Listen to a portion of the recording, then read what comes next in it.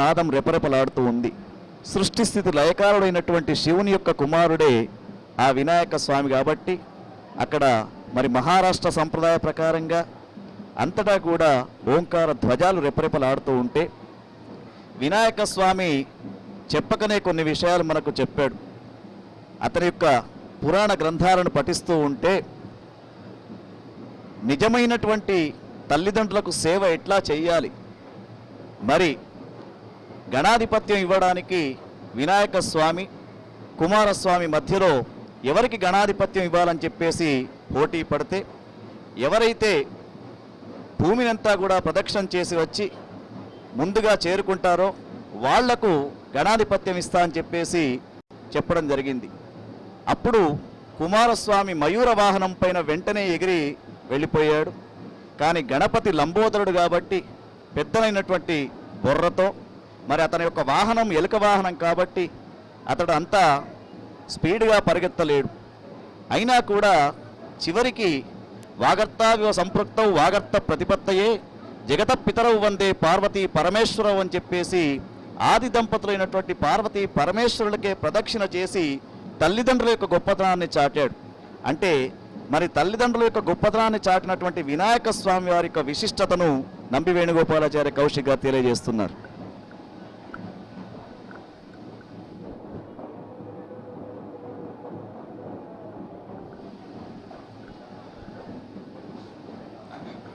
అన్ని లోకాలలో వాళ్ళు వేద పండితులైనా శాస్త్ర పండితులైనా యజ్ఞయాగాది క్రియాకర్తలు జరిపేవారైనా ఆలయాల్లో అర్చనాదులు నిర్వహించేవారైనా ఏ కార్యక్రమం చేసినా కూడా ముందుగా తల్లి ప్రాధాన్యమైంది. కారణం ఏమిటండి? తండ్రి గారి గర్భంలో నేనున్నాను కదా. ముందుగా తల్లికి ప్రాధాన్యం ఏమిటి అంటే తండ్రి గారి గర్భంలోంచి నువ్వు బయటకు రావడానికి తల్లి యొక్క గొప్పతనమే కారణం. కనుక మాతృదేవో భవ అని ముందుగా నిర్ణయించారు. తల్లికి తండ్రికి నమస్కరించకుండా, తల్లిని తండ్రిని గౌరవించకుండా, వారి యందు అనురాగం లేకుండా ఉండేవాడు ఎవడైనా పర్వాలేదు లోకంలో. వాడు పండితుడు కావచ్చు, పామరుడు కావచ్చు, చక్రవర్తి కావచ్చు, వాడు చేసిన పూజా పునస్కారాలు నిష్ఫలం అయిపోతాయని చెప్పి శాస్త్రాలు చెప్తున్నాయి. ఈ మధ్యలో ఆనాడు గణపతి కథనే కాదు, మొన్న జూలై 14వ తారీఖు రోజున ఒక విచిత్రమైన సంఘటన జరిగింది ప్రపంచంలో. బర్మిడా అనే ఒక దేశం ఉంది. ఆ దేశంలో అక్కడ రాజుగారి యొక్క రూల్ అండ్ రెగ్యులేషన్స్ ఏమిటంటే 70 సంవత్సరాలు దాటితే చాలు స్వచ్ఛందంగా వెళ్ళి చనిపోవాలి. చనిపోకపోతే ఎవరిని చంపేయాలి. ఎట్లా చంపేయాలి అంటే ఆ బర్మిడా దేశంలో లుయాని అని ఒక పర్వతం, ఆ పర్వతం ఎక్కించి అక్కడి నుంచి తోసేసి చంపేయాలి. ఇలా జరుగుతోంది దేశాచారం, అందరూ కట్టుబడుతున్నారు దానికి. ఒక తల్లి ఒక కొడుకు ఇద్దరు కూడా. తల్లి అంటోందట, నాన్న నాకు 70 ఏళ్ళు వచ్చాయిరా, మరి ఏం చేస్తావు అంటే ఏం చేస్తామమ్మా, ఈ దేశాచారం ప్రకారంగా చంపేయాల్సిందే కదా అంటే మరి ఇంకేం మరి వెళ్ళిపోదామా అంది. పాపం కొడుకు మనస్సు లేదు, అయినా తప్పదు కనుక సరే వారు మామూలుగా నడిచిపోతున్నాడు. ఇంకాసేపట్లో చచ్చిపోతానని చెప్పి తెలుసు తల్లికి. ఆ రోజు వంట చేసింది తల్లి. వండిన వంటలో కొంత భాగాన్ని కుమారుడికి తినిపించింది, కోడలకు తినిపించింది, మనమరాళ్లకు తినిపించింది. బయలుదేరదామని చెప్పి బయలుదేరారు ఇద్దరు. ఓ కర్ర చేత పుచ్చుకొని కుంటుకుంటూ తల్లి వస్తుంది వెనక, ముందు కొడుకు నడుస్తున్నాడు. ఇలాగా కొంత దూరం వెళ్ళిన తర్వాత అది మహారణ్యం ఆ దేశం. అక్కడికి ఆ పర్వతం దగ్గరికి వెళ్ళిన వాళ్ళు తిరిగి వాళ్ళ ఇంటికి రావాలంటే కొన్ని రోజులు పడుతుంది, తోవలపిపోతారు, అంత పెద్ద అరణ్యం అది. ఈ విషయం తెలిసిన తల్లి పోతూ కొన్ని తుమ్మముళ్ళు తీసుకొని శరీరాన్నంత గీసుకొని ఆ కారిన రక్తంతో తన గుడ్డలన్నీ తడుపుతూ అక్కడక్కడ చెట్లకు కడుతోందట. వీడు వెనుకకు చూడడం లేదు, పర్వతం దగ్గరికి వెళ్ళాడు. కొంచెం అన్నం తెచ్చుకుంది తల్లి. నాన్న నువ్వు ఒక్క ముద్ద నాకు తినిపించు, నేనొక్క ముద్ద నీకు తినిపిస్తానంటే ఆ అన్నం తినిపించేటప్పుడు తల్లిని చూసాడట. ఏమిటా అమ్మా ఇదంతా, ఈ రక్తం ఏమిటి అంటే, నాయనా నేను ఎట్లాగూ పోతాను, కానీ నువ్వు ఇంటికి తొందరగా వెళ్ళి భోజనాలు ముగించాలి కనుక నువ్వు మార్గం తప్పిపోతావనే ఉద్దేశంగా తుమ్మముళ్లతోని శరీరం గీచుకొని అందులో గుడ్డలు కట్టుకున్న చింపి తడుపుకుంటూ చెట్లు కట్టుకుంటూ వచ్చాను. ఆ మార్గాన్ని చూసి వెళ్ళిపోమని చెప్పింది. చచ్చిపోతూ కూడా కుమారుడి మీద ఉండేటువంటి యొక్క ప్రేమకు వాడు వెంటనే తల్లిని వేప తీసుకొచ్చాడు. వాణ్లాగా 100 మందిని జమ చేశాడు. రాజుగారి మీద తిరుగుబాటు చేశాడు. రూల్స్ మార్చి పారేశాడు. అప్పుడు రాజుగారు అన్నాడు, బతికినంతకాలం ఎవడైనా బతుకుతాడు, బతికిన వాడిని చంపడం అవసరం లేదు, ఇక్కడి నుంచి నేను రూల్ మార్చేస్తున్నాను అన్నట. అది ఆ దేశంలో. మన దేశంలో ఒకసారి చూడండి, తల్లిదండ్రులను పిల్లలు పోషించలేని పరిస్థితుల్లో ఎంతమంది అనాథాశ్రమాలలో వృద్ధాశ్రమాలలో చేరి ఎంత బాధపడుతున్నారు వాళ్ళు. అంటే వాళ్ళు బాధపడేది 10 పైసలు, కానీ ఆరోగ్యాలు బాగలేక, మనస్సులు బాగలేక, ఆర్థికంగా బాగలేక, అన్యోన్యత లేక కుటుంబాలలో చాలామంది అశాంతి కారకులు అవుతున్నారంటే కేవలంగా తల్లి తండ్రిని విస్మయించడమే అని మన గణపతి మీరు 7 లోకాలు తిరిగిన పుణ్యం రావాలంటే 7 ప్రదర్శనాలు తల్లికి తండ్రికి చేస్తే చాలు అని అంత గొప్ప ఆయన చెప్పాడు. కారణం ఏమిటి అంటే తల్లిని మించిన తండ్రిని మించిన దైవం ఈ ప్రపంచంలో లేదు అనేటువంటి ఒక సిద్ధాంతం ఈనాటిది కాదు, కృతయుగం నాటిది. ఈనాటికి మనం మర్చిపోకుండా ఉండడానికే ఆ శమంతకోపాఖ్యానం మనకు తెలియంది కాదు, కానీ అందులో తల్లికి తండ్రికి ఇచ్చేటువంటి గౌరవాన్ని గురించి మరొకసారి మనకు జ్ఞాపకం చేయడానికి కోసమే ఆ శమంతకోపాఖ్యానంలో ఈ విషయాన్ని చెప్తూ ఉంటాడు. ఇది గణపతి దగ్గర గుడ్లు చూస్తారు, ముట్టకాయలు వేసుకుంటారు కదా, గణపతి దగ్గరికి వెళ్ళి చాలా మంది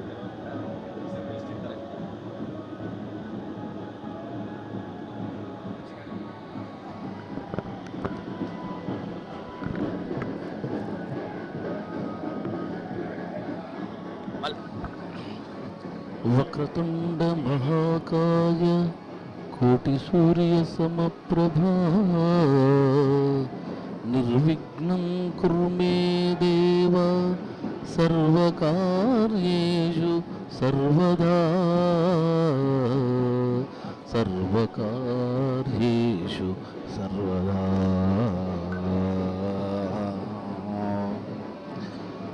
భగవంతుని యొక్క భక్తిని ఇప్పటి వరకు కూడా నంబి వేణుగోపాలాచార్య కౌశిక్ గారు చక్కగా దాని యొక్క వృత్తాంతం అంతా కూడా, భగవంతుడి యొక్క రూపం, మనకున్నటువంటి సందేహాలను కూడా, ఆ భగవంతుని యొక్క వెనక ఉన్నటువంటి చరిత్ర, ఎందుకు ఈ 32 రూపాలు,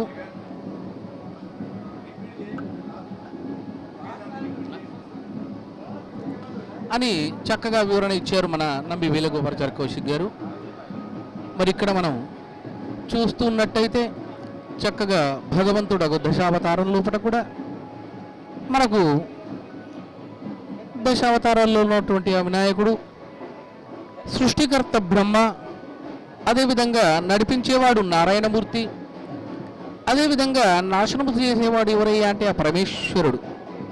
అటువంటి యొక్క దశ అవతారాల రూపంలో కూడా మనను అంటే అంతా ఒకటే, అంతా సమమే, అందరము ఒకటే అని చెప్పేసి ఒక భావనతో మనకు అక్కడ చక్కగా టవర్ సర్కిల్ ప్రాంతంలో మనం చూసినట్టయితే అక్కడ చూడండి ఆ కాషాయం యొక్క జెండా చక్కగా ఎగురుతూ మన ఐకమత్యాన్ని, ఓంకారం యొక్క జెండా ఎగురుతూ మన యొక్క ఐకమత్యాన్ని అక్కడ చాటుతూ ఉంది. అక్కడ చూడండి కేరింతలు చేస్తూ భక్తి ఏ విధంగా ఉంది అంటే ఒకరు చప్పుడుతో భక్తిని తెలియజేస్తే, ఒకరు నామాలతో భక్తిని తెలియజేస్తే, ఒకరు కేరింతలతో భక్తిని తెలియజేస్తే, ఒకరు వివిధ రకాలుగా తెలియజేస్తే, భక్తి ఎన్ని రూపాల్లో చేసినా కూడా నవవిధ భక్తి అని చెప్పేసి మనం చెబుతూ ఉంటాం. ఆ నవవిధ భక్తులను ఇక్కడ మనకు చాటి చెబుతూ ఉన్నటువంటి వారు ఇక్కడ చాటి చెబుతూ ఉన్నారు. కాబట్టి భగవన్నామాన్ని మనం ఎక్కడ కొలిచినా కూడా, ఏ విధంగా కొలిచినా కూడా, ఏ రూపంలో ఉన్నా కూడా మనం చెప్పవలసింది ఏమిటంటే, భగవంతా మా యొక్క కోరికలని కూడా తీర్చవయ్యా, ఓ ముల్లోక పూజిత.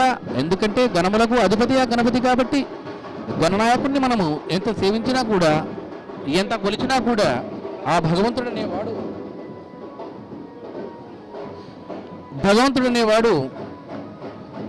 మనం స్మరిస్తూ ఉంటే మన కోరికలన్నీ కూడా తీర్చుతాడు. ఇప్పుడే ఒక పిల్లవాడు తప్పిపోయినాడు, పేరు రాజేష్, తండ్రి పేరు రాజు, స్థానిక చింతకుంట చెరువు దగ్గర విశ్వ హిందూ పరిషత్ వాళ్ళ దగ్గర వారు క్షేమంగా ఉన్నారు. కాబట్టి ఆ పిల్లవానికి యొక్క తల్లిదండ్రులు ఎవరైతే ఉన్నారో వారు భయపడకుండా, ఎందుకంటే అభయం ఇచ్చేవాడు ఆ విఘ్నేశ్వరుడు కాబట్టి ఎక్కడ ఉన్నా కూడా, ఈ జగిత్యాల పట్టణంలో కానివ్వండి ఎక్కడ ఉన్నా కూడా ఆ పిల్లవాడు క్షేమంగా ఉన్నాడని మేము ఇక్కడ తెలియజేస్తున్నాం. ఆ పిల్లవాడి పేరు రాజేష్, తండ్రి పేరు రాజు. స్థానిక చింతకుంట చెరువు దగ్గర విశ్వ హిందూ పరిషత్ వాళ్ళ దగ్గర క్షేమంగా ఉన్నారు వారు. కాబట్టి వెళ్ళి వారు మీ యొక్క పుత్రుణ్ణి దగ్గరికి చేర్చుకోవచ్చు. పిల్లవాడి పేరు రాజేష్, తండ్రి పేరు రాజు. స్థానిక చింతకుంట చెరువు దగ్గర విశ్వ హిందూ పరిషత్ వాళ్ళ దగ్గర వారు క్షేమంగా ఉన్నారు. కాబట్టి వారు మరి వారిని వెళ్ళి కలుసుకోవలసిందిగా తెలియజేస్తున్నాం. ఇక్కడ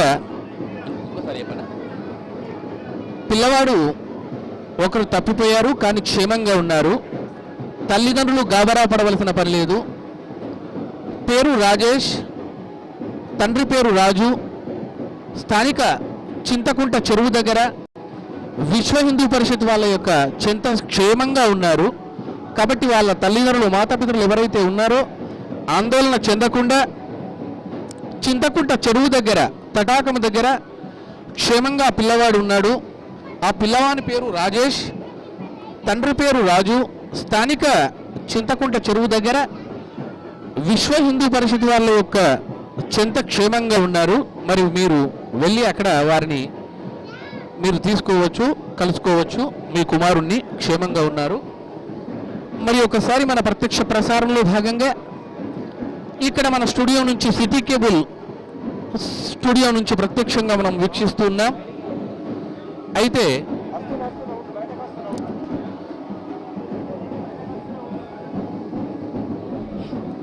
ప్రత్యక్ష ప్రసారంలో మొట్టమొదలుగా స్వామిని మనం చూస్తున్నట్టయితే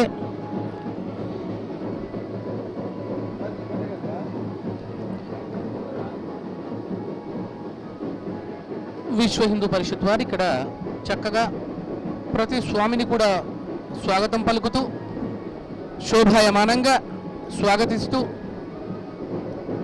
ఆ తదుపరి ప్రతి వారికి కూడా మెమోంటోను అందజేస్తూ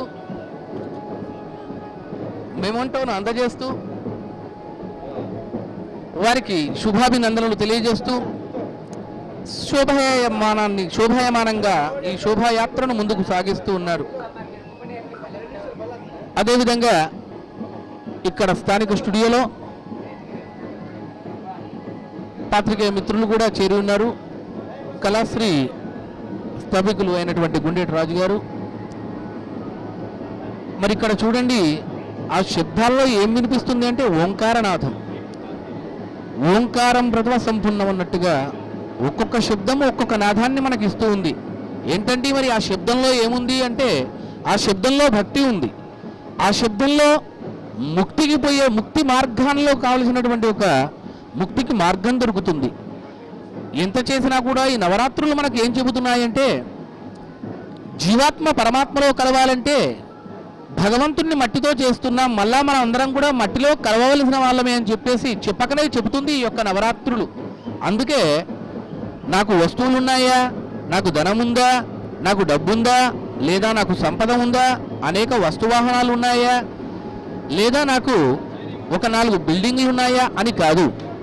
ఎంత ఉన్నా కూడా మనం చివరికి చేరేది ఆ మట్టిలోనే. కాబట్టి భగవంతుడు అనేవాడు మనం కొలిస్తే దానికి సుమార్గం ఒకటే, భగవన్నామస్మరణ ఒకటే దానికి సముచితమైనటువంటి మార్గంగా మనం భావిస్తూ ఉన్నాం. అందుకే భగవంతుడు మనం సేవలు చేసడానికి భాద్రపద మాసంలో వినాయక చవితి తర్వాత ఆ తదుపరి మనకు బతుకమ్మ వస్తుంది, అమ్మవారిని కొలవాలి. అమ్మవారిని తర్వాత మళ్ళా మనకు వచ్చేది ఆశ్వీజ మాసంలో దుర్గా నవరాత్రుల్లో మళ్ళా అమ్మవారిని సేవిస్తాం, అమ్మవారిని కొలుస్తాం. ఆ తర్వాత దసరా పండుగను జరుపుకుంటాం నవరాత్రుల్లో. ఆ తదుపరి మళ్ళా మనకి వచ్చే పండుగ ఉగాది వస్తుంది.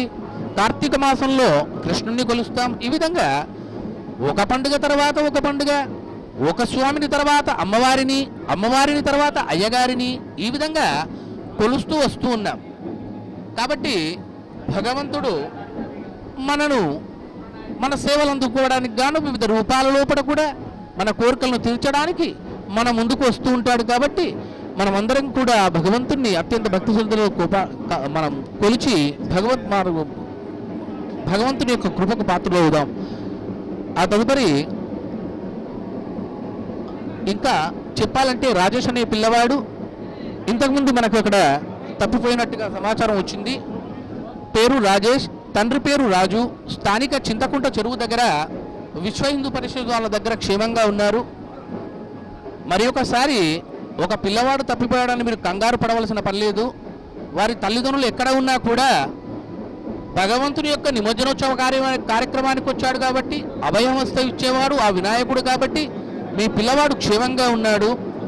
ఆ పిల్లవాని పేరు రాజేష్, తండ్రి పేరు రాజు, స్థానిక చింతకుంట చెరువు దగ్గర విశ్వ హిందూ పరిషత్ వాళ్ళ దగ్గర క్షేమంగా ఉన్నారు. కాబట్టి మీరు నిరందిగా నిర్భయంగా అక్కడికి వెళ్ళి మీ బాబు గురించి చింతించకుండా భగవన్నామస్మరణ మీరు చేస్తున్నారు కాబట్టి తప్పకుండా భగవంతుడు మీ పిల్లవాడిని అక్కడ క్షేమంగా ఉంచారు. వెళ్ళి కలుసుకోవాల్సిందిగా తెలియజేస్తూ ఉన్నాం. ఇక్కడ వినాయకుడు అనేవాడు, వినాయకుడు విఘ్ననాయకుడు, మూషిక వాహనుడు అనేక రూపాల్లో దర్శనమిస్తూ భగవంతుణ్ణి భక్తి ప్రపక్తులతో కొలుస్తూ శోభాయాత్రకు నిమజ్జనంగా తీసుకొని వెళ్తున్నారు. శోభాయాత్రకు నిమజ్జన శోభాయాత్రకు తీసుకువెళ్తున్నారు. ఇక్కడ కేరింతలు, కోలాటం, అదేవిధంగా సందడి ఒకటి కాదండి అనేక విధాలుగా తమ భక్తి ప్రవక్తలను తెలియజేస్తున్నారు. ఆ తదుపరి ఇంకా చెప్పాలి అంటే భక్తజన సందోహం, అనేక విధముగా భక్తులు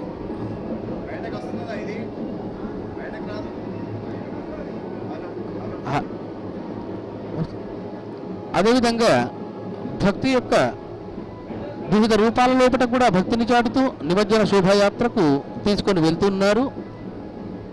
ఆ తదుపరి ఇంకా చెప్పాలి అంటే నిమజ్జనము, నవరాత్రులు, ఏకవింశతి పత్రాలు ఇవన్నీ ఒకటి కాదండి. అనేక విధములుగా అనేక పండ్లతో అనేక పూలతో స్వామివారిని ప్రతిరోజు కూడా నిత్య శోభాయమానంగా రోజుకొక కార్యక్రమాన్ని నిర్వహిస్తూ ప్రతి వాడలోనూ కూడా ఈ యొక్క వినాయకుణ్ణి ప్రతిష్ఠ చేసి నవరాత్రులు కూడా పూజలు అందించినటువంటి ఆ వినాయకుణ్ణి మనం ఈ విధంగా నిమజ్జనం చేస్తూ ఉంటుంటే అందులో ఆంతర్యం జీవాత్మ పరమాత్మలో కలిసిపోవాలి, మట్టిలో కలిసిపోవాలని చెప్పేసి ఒకటే చెబుతున్నది. ఆ తదుపరి చెప్తావా? ఆ తదుపరి పాలెపు చంద్రశేఖర్ శర్మ గారు.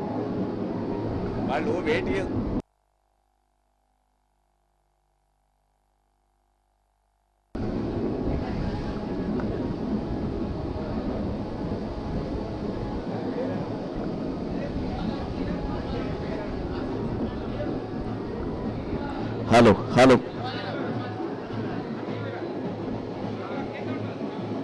స్వామివారి నిమజ్జన శోభాయాత్ర జగిత్యాల టవర్ సర్కిల్ నుండి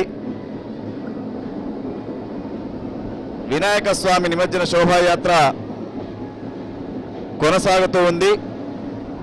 మరి మన ఎంపీ గారైనటువంటి మధు యాష్కి గారు కొద్ది నిమిషాల్లో ఈ శోభాయాత్రను తిలకించడానికి వేంచేస్తూ ఉన్నారు. ఎక్కడ చూసినా స్వామివారి యొక్క అనేక స్వరూపాలతో కనబడుతూ ఉన్నారు. ఏ నోటను విన్నా భక్తి భావన కనబడుతూ ఉంది. టవర్ సర్కిల్ అంతా కూడా జన సందోహంతో నిండి ఉంది. మరి వ్యాఖ్యాతలు అనేక రకంగా వ్యాఖ్యానం చేస్తూ ఉన్నారు. ఏది చేసినా భక్తి తత్వాన్ని చెప్పడమే ముఖ్య ఉద్దేశం కాబట్టి స్వామివారి యొక్క నిమజ్జన శోభాయాత్రలో మరి ఒకే రోజు నిమజ్జన శోభాయాత్ర కాబట్టి సుమారు 400 పెద్ద విగ్రహాలను చింతకుంట తటాకం వైపు ఈరోజు తరలిస్తూ ఉన్నారు.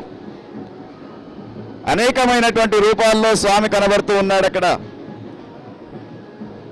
నాయుడు చౌరస్తా, హనుమాన్వాడ, పోచమ్మవాడ నుంచి ఇప్పుడిప్పుడే ఒక వినాయక స్వామి బయలుదేరుతూ ఉన్నారు. ఆ స్వామి ముందు నాట్యం చేస్తున్నటువంటి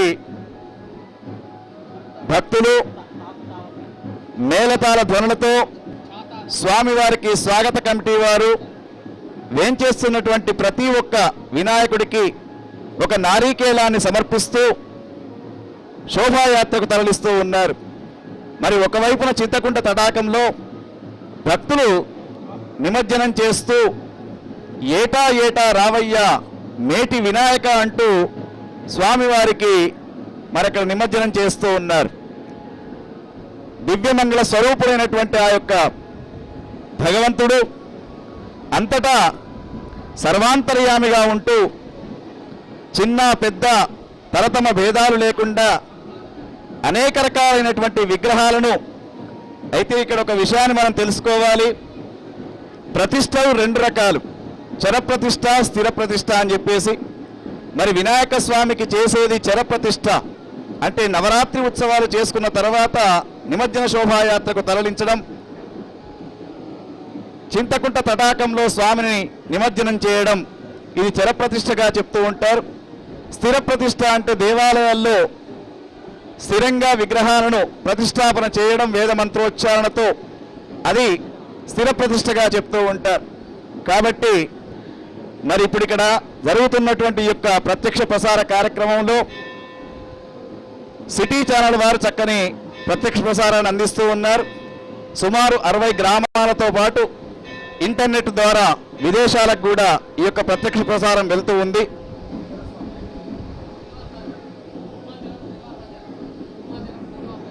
మరి మరొక వ్యాఖ్యాత కూమాచలం శ్రీనివాసాచారి గారు ఇప్పుడు ఇక్కడ జరుగుతున్నటువంటి వ్యాఖ్యానాన్ని అందిస్తూ ఉన్నారు.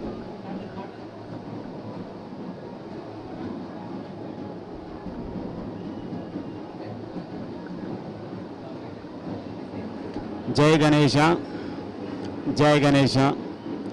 జగిత్యాల పట్టణ ప్రజలకు మరియు జగిత్యాల పరిసర గ్రామ ప్రజలందరికీ కూడా వినాయక నిమజ్జన శుభాకాంక్షలు తెలియజేస్తున్నాం. సిటీ కేబుల్ వారు ప్రత్యక్ష ప్రసారం ద్వారా ఈ కార్యక్రమాన్ని ఇంట్లో ఉండి కూడా అందరూ తిలకించే భాగ్యాన్ని కల్పించడం మహర్దాయకంగా భావిస్తూ మనం ఈరోజు జగిత్యాల్లో వినాయక నిమజ్జనాన్ని, గణపతి యొక్క నవరాత్రి ఉత్సవాలు ముగించుకొని ఈరోజు మనం ఈ కార్యక్రమాన్ని చేసుకోవడానికి ఎంతో సంతోషంగా జరుపుకుంటున్నాం. ఇందులో చూడండి, ఇప్పుడు ఒక భారీ వినాయకుని విగ్రహం ఊరేగింపుగా వస్తుంది. దాని ముందు ఆనందంగా అందరూ కూడా ఆడుతూ పాడుతూ 9 రోజులు ఆ గణపతిని ఎంతో భక్తి శ్రద్ధలతో పూజాది కార్యక్రమాలు చేసి మాకు సంవత్సర కాలంలో ఎలాంటి విఘ్నాలు కూడా రాకుండా మమ్మల్ని ఆశీర్వదించు ప్రభు అని ఈ 9 రోజులు స్వామివారి యొక్క నవరాత్రోత్సవాలు ముగించుకొని ఈరోజు ఈ కార్యక్రమాన్ని చేసుకోవడం మనకు చాలా సంతోషదాయకంగా ఉంటుంది. అలాగే మన భారతదేశంలో హిందూ యొక్క మతములో గణపతి దేవుని యొక్క ప్రశస్తత చాలా విశేషంగా ఉంటుంది. ఏ కార్యక్రమాన్ని కానీ, ఏ పూజ కానీ, ఏ పెళ్లి కానీ, ఏ శుభకార్యం కానీ జరుగుతున్నప్పుడు ముందుగా విఘ్నేశ్వరుణ్ణి విఘ్న నివారణ చేయమని చెప్పి ప్రార్థించుకోవడం మనకు ఆనవాయితీగా వస్తుంది. బాలగంగాధర్ తిలక్ గారు స్వతంత్ర పోరాటంలో మనందరినీ కూడా జాగృతం చేయడానికి, అదిగో చూడండి, ఒక మహానుభావులు ఎవరో పావురాలతోని అన్ని ప్రకృతిలో ఉండేటువంటి యొక్క పక్షజాలంతో కూడా వినాయకుని విగ్రహాన్ని ఏర్పాటు చేశారు. కనుక వినాయకుడు ప్రకృతి స్వరూపంగా కొలుసుకుంటుంటారు. కావున కొందరు విఘ్నేశ్వరుని ప్రకృతిలో ఉండేటువంటి పక్షుల రూపకంగాను, మరికొందరు కొండలపైన కూర్చోబెట్టారు, మరికొందరు అనేక రూపాల్లో. దాదాపుగా గణపతి 32 రకాలుగా ఉంటుందని గణపతి ఉపనిషత్తు చెప్తుంది. దాంట్లో లక్ష్మీ గణపతి, శ్వేతార్క గణపతి, ఈ విధంగా అనేకమైనటువంటి గణపతి రూపాయలు 32గా చెప్పబడుతున్నది. కానీ మనం ఈ రోజుల్లో మనం భక్తి ప్రధానమైనది కావున భక్తి వల్ల భక్తితో స్వామివారికి ఏ విధంగా పూజ చేసినప్పటికి కూడా తాను సంతోషిస్తాడు కనుక నిత్యవసరంగా ఉండేటువంటి వస్తువులతోనూ నిత్యము మనం వాడుతున్నటువంటి వస్తువులతోనూ కొందరు క్రీడాకారులు క్రీడలతోనూ కొందరు వాయా వస్తువులతోనూ సంగీత వస్తువులతోనూ రకరకాలుగా విఘ్నేశ్వరుని కూడా అలంకారం చేసి మండపాల్లో ఉంచి ఎంతో భక్తి శ్రద్ధలతో పూజ గావించారు. ఈ నవరాత్రి ఉత్సవాల అనంతరం ఈరోజు నిమజ్జన కార్యక్రమం జరుపుకుంటున్నాం. విఘ్నేశ్వరుడు 32 రకాలుగా పూజింపబడుతుంటాడు. ఒక్కొక్క గణపతికి ఒక్కొక్క ప్రశస్తం ఉంటుంది. ఆయా గణపతి ఆయా ఫలితాలను ఇస్తుంటాడు కనుక మహాగణపతి పూజానంతరం ఈరోజు అదిగో చూడండి, ఒక స్వామివారిని కొండపైన కూర్చోబెట్టారు. ఆ స్వామి వెనకాలే రక్తాంబరుడైనటువంటి మరో గణపతి కూడా బయలుదేరి వెళుతున్నాడు. చిన్నారులు పెద్దలు అందరూ కూడా కేరింతలు వేస్తూ ఆ స్వామివారి ముందట నృత్యాలు జరుపుకుంటూ అనేక రూపాలుగా కొనియాడి, ప్రభు 9 రోజులు మా వెంటే ఉన్నావు, మమ్మల్ని అందరినీ కూడా కరుణించావు, మా భక్తితో ఇచ్చినటువంటి పూజలను నువ్వు అందుకున్నావు, భక్తితో పెట్టినటువంటి ప్రసాదాలను కూడా తీసుకున్నావు, ప్రభు మమ్మల్ని అందరినీ కూడా కరుణించి ఈ జగిత్యాల ప్రాంతాన్ని, జగిత్యాలలో ఉండేటువంటి ప్రజానికాన్ని, జగిత్యాల చుట్టుపక్కల ఉండేటువంటి ప్రజానికాన్ని కూడా ఆయురారోగ్య ఐశ్వర్యాలతో మమ్మల్ని అందరినీ కూడా చల్లగా చూడమని ప్రార్థిస్తూ ఆ విధంగా విఘ్నేశ్వరుని ఊరేగింపుగా నిమజ్జనానికి తీసుకెళ్తున్నారు. అంతేకాకుండా భక్తి శ్రద్ధలతో ఎంతోమంది భజనల ద్వారా, కీర్తనల ద్వారా, నృత్యాల ద్వారా కేరింతలు వేస్తూ ఉంటే కొందరు ఆయా వేషాల ధారణతో విశేషంగా వేషాలు వేసి దానిలో తాటక వేషం లాంటి అనేకమైనటువంటి వేష రూపకాలకు స్వామివారిని ముందు ఊరేగింపుగా తీసుకెళ్ళడానికి ప్రయత్నం చేస్తూ ఉన్నారు. అదిగో కొందరు భక్తులు చూడండి కోలాటంగా గుమిగూడి చాలా సంతోషంగా ఆనందదాయకంగా కేరింతలు కొడుతున్నారు. అలాగే విశ్వ హిందూ పరిషత్ తరఫున ఇక్కడ ఊరేగింపుగా వస్తున్నటువంటి విగ్రహాలన్నిటికీ కూడా స్వాగతం పలుకుచు అందులో ఉత్తమోత్తమంగా ఉండేటువంటి వాటికి కూడా బహుకరణ మెమోంటో బహుకరిస్తూ విఘ్నేశ్వరులను పంపిస్తున్నారు. విశ్వ హిందూ పరిషత్ పక్షాన స్వాగతంగా ప్రతి వినాయకునికి ఒక కొబ్బరికాయ కొట్టి కూడా వారు స్వాగతం చెల్లిస్తున్నారు. అదేవిధంగా జగిత్యాల్లో సిటీ కేబుల్ ద్వారా మనం ఇప్పుడు ప్రత్యక్ష ప్రసారాన్ని కూడా తిలకిస్తున్నాం. ఇప్పుడు బండపల్లి శర్మ తదుపరి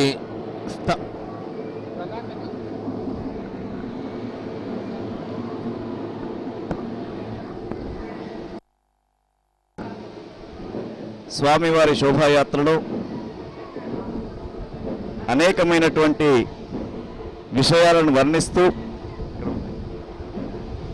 చక్కని వ్యాఖ్యానాన్ని అందిస్తూ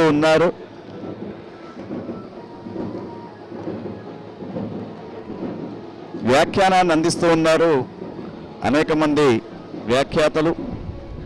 ఇక్కడ జరుగుతున్నటువంటి స్వామివారి శోభాయాత్ర ఎన్నో రకాల రూపాలతో మరి స్వాములను మనం దర్శిస్తూ ఉన్నాం. ఈసారి కేవలం ఒకేసారి నిమజ్జన శోభాయాత్ర ఉండడంతో కొంత తొందరగా చేయవలసినటువంటి పరిస్థితి ఉంది. అందుకే రక్షక భటులు, పోలీస్ శాఖ వారు చక్కగా విగ్రహాలను తొందరగా ఎటువంటి అవాంఛనీయ సంఘటన జరగకుండా తొందరగా తరలిస్తూ ఉన్నారు. వినాయక స్వామి యొక్క విశేషాలను అనేక మంది వ్యాఖ్యాతలు ఇక్కడ తెలియజేస్తూ ఉన్నారు. మరి హస్తా నక్షత్ర సంజాతౌ విఘ్నేశ్వరం గజాననం పార్వతీ హృదయాంబోధి సోమం సదా స్మరామ్యహం. భాద్రపద శుక్ల చవితి నాడు పుట్టినటువంటి వినాయకుడి జన్మ నక్షత్రం హస్తా నక్షత్రం. ఆయనది కన్యా రాశి. మరి మేషం నుంచి లెక్కిస్తే కన్యా రాశి 6వ రాశి. కాలభావ చక్రంలో 6వ భావం సూచిస్తూ ఉంటుంది. 6వ భావం ఏమి సూచిస్తుంది అంటే రుణాలను, రోగాలను, శత్రు భయాలను అన్నిటిని కూడా దూరం చేసేది. అందుచేతనే చంద్రుడు కన్యారాశిలో ఉండగా పుట్టినటువంటి వినాయకుడు గణనాథుడయ్యాడు. కనుక ఆయనను ఆరాధిస్తే రుణబాధలు, రోగపీడలు, శత్రుభయాలు తొలగిపోతూ ఉంటాయి. కాబట్టి వినాయకుడి యొక్క జననం అనేది ఈ విధంగా జరిగిందని చెప్పేసి, తర్వాత వినాయకుడి యొక్క ఆ తొండం చూస్తూ ఉన్నాం. తొండం ఏమిటి అన్నారు, ఓంకార స్వరూపంగా ఆ తొండాన్ని చెప్తూ ఉంటారు. మరి ఏకదంతం పరబ్రహ్మ తత్వాన్ని సూచిస్తూ ఉంది. చేటల్లాంటి చెవులు మనకు అక్కడ చింతకుంట తటాకం నుండి స్వామివారి యొక్క నిమజ్జన శోభాయాత్రను మనం చూస్తూ ఉన్నాం. చింతకుంట తటాకంలో భక్తులంతా కూడా ఒక్కొక్క స్వామిని నిమజ్జనం చేస్తూ ఉన్నారు. ఆ నిమజ్జనం చేస్తున్నటువంటి స్వామి యొక్క దివ్య మంగళ స్వరూపాన్ని మనం చూస్తూ ఉన్నాం. అదిగో అక్కడ చక్కని ఏర్పాట్లు చేసి చాలామంది కార్యకర్తలు, మున్సిపల్ సిబ్బంది, తర్వాత వివిధ పత్రికలకు సంబంధించినటువంటి పాత్రికేయులు ఇంకా అందరూ కూడా అక్కడ కనబడుతూ ఉన్నారు. వారంతా కూడా కలిసి అక్కడ చక్కగా శోభాయాత్రకు నిమజ్జనానికి ఏర్పాటు చేస్తూ ఉన్నారు.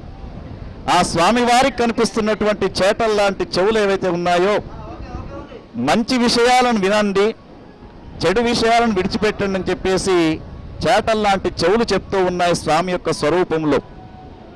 అదేవిధంగా ఆయన బొజ్జ చూపిస్తూ ఉంది. అదిగో ఇక్కడ చూడండి, స్వామి సింహవాహనాన్ని అధిరోహించి స్వామివారు కనబడుతూ ఉన్నారు. ఆ సింహవాహనారూఢు అయినటువంటి స్వామిని మరి నిమజ్జనం చేస్తూ ఉన్నారు అక్కడ భక్త బృందం. ఒక బాలగణపతి కనబడుతూ ఉన్నారు. అక్కడ ఎన్నో స్వరూపాల్లో స్వామివారి యొక్క విశేషమైనటువంటి రూపాన్ని మనం ఇక్కడ చూస్తూ ఉన్నాం. యద్భావం తద్భవతి అనే విధంగా ఎవరికి తోచిన విధంగా వారు చక్కగా స్వామివారిని చూస్తూ ఉన్నారు. అక్కడ పాశం అనేది కామాన్ని, అంకుశం క్రోధాన్ని అదుపులో పెట్టుకోవాలని చెప్పేసి చెప్తూ ఉంది. మరి ఆ స్వామివారి యొక్క అభయహస్తం అయితే ఉందో మన క్షేమాన్ని కోరుతూ ఉంది. మోదకం అనేది పరమ ఆనందాన్ని కలిగిస్తూ ఉంది. అందుకే ఆ వినాయక స్వామి దగ్గర కార్యకర్తలంతా కూడా చక్కని ఏర్పాట్లు చేసి నిమజ్జన శోభాయాత్రకు తరలిస్తూ అక్కడ చింతకుంట తటాకంలో నిమజ్జనం చేస్తూ ఉన్నారు. ఏ నోటను విన్నా హరినామ సంకీర్తనే, ఏ నోటను విన్నా జై గణేష్ అనే పదమే మనకు వినిపిస్తూ ఉంది.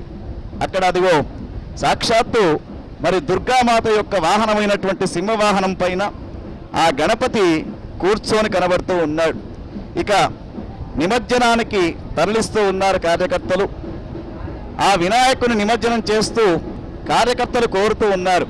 భక్తులు స్వామిని ప్రార్థిస్తూ ఉన్నారేమని, ఏటా ఏటా రావయ్య నేటి వినాయక అంటూ ప్రతి సంవత్సరం నీ పండుగను అద్భుతంగా జరుపుకుంటూ ఉన్నాం, భక్తి భావనతో జరుపుకుంటూ ఉన్నాం అని చింతకుంట తటాకంలో స్వామిని నిమజ్జనం చేస్తున్నటువంటి చిత్రాలను చిత్రీకరిస్తూ మరి మనకిక్కడ చూపిస్తూ ఉన్నారు మా సిటీ ఛానల్ కెమెరామెన్లు, అదేవిధంగా సిబ్బంది, సిటీ ఛానల్ వారి యొక్క యాజమాన్యం అంతా కూడా కలిసి చక్కగా ఈ యొక్క కార్యక్రమాన్ని ప్రత్యక్ష ప్రసారం చేస్తూ ఉన్నారు. మరి స్వామివారి యొక్క అర్చనలో ముఖ్యమైనటువంటిది ఏమిటంటే దూర్వాలతో స్వామిని అర్చిస్తే చాలా శ్రేయస్కరం అని చెప్తారు. సహస్ర పరమాదేవి దూర్వా దుస్వప్న నాశిని, ఇది అమ్మవారి యొక్క శృతి అని చెప్పి చెప్తూ ఉంటారు. కానీ ఈ యొక్క గరికెలతో 21 పత్రాలతో స్వామివారిని అర్చిస్తూ ఉంటే అనేక రకాలైనటువంటి కోరికలు సిద్ధిస్తాయని చెప్పేసి మనకు తెలుస్తూ ఉంది. మరి అక్కడ వస్తున్నటువంటి వినాయక స్వామికి నిమజ్జనం చేసిన తర్వాత భక్త బృందం అంతా కూడా మరొక స్వామి కోసం ఎదురు చూస్తూ ఉన్నారు.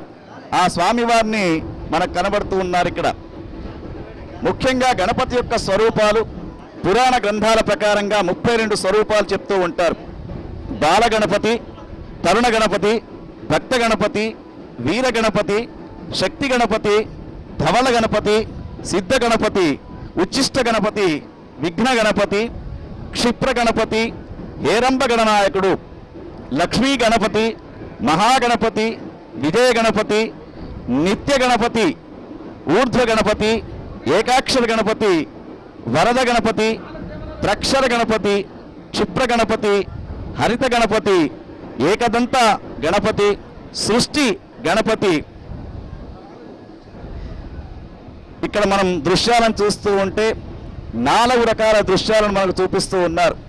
ఒకవైపున టవర్ సర్కిల్ దగ్గర జరుగుతున్నటువంటి భక్తుల యొక్క జనసందోహం, మరొక పక్కన ఒక స్వామి వేరే ప్రాంతం నుంచి ఇక్కడికి నిమజ్జన శోభాయాత్రకు వస్తున్నటువంటి దృశ్యం, ఇంకొక ప్రక్కన చింతకుంట తటాకం, మరొక పక్కన సిటీ ఛానల్ ప్రత్యక్ష ప్రసారం చేస్తున్నటువంటి ఆ యొక్క టవర్ సర్కిల్ను కూడా ప్రత్యక్ష ప్రసారం చేస్తూ ఉన్నారు.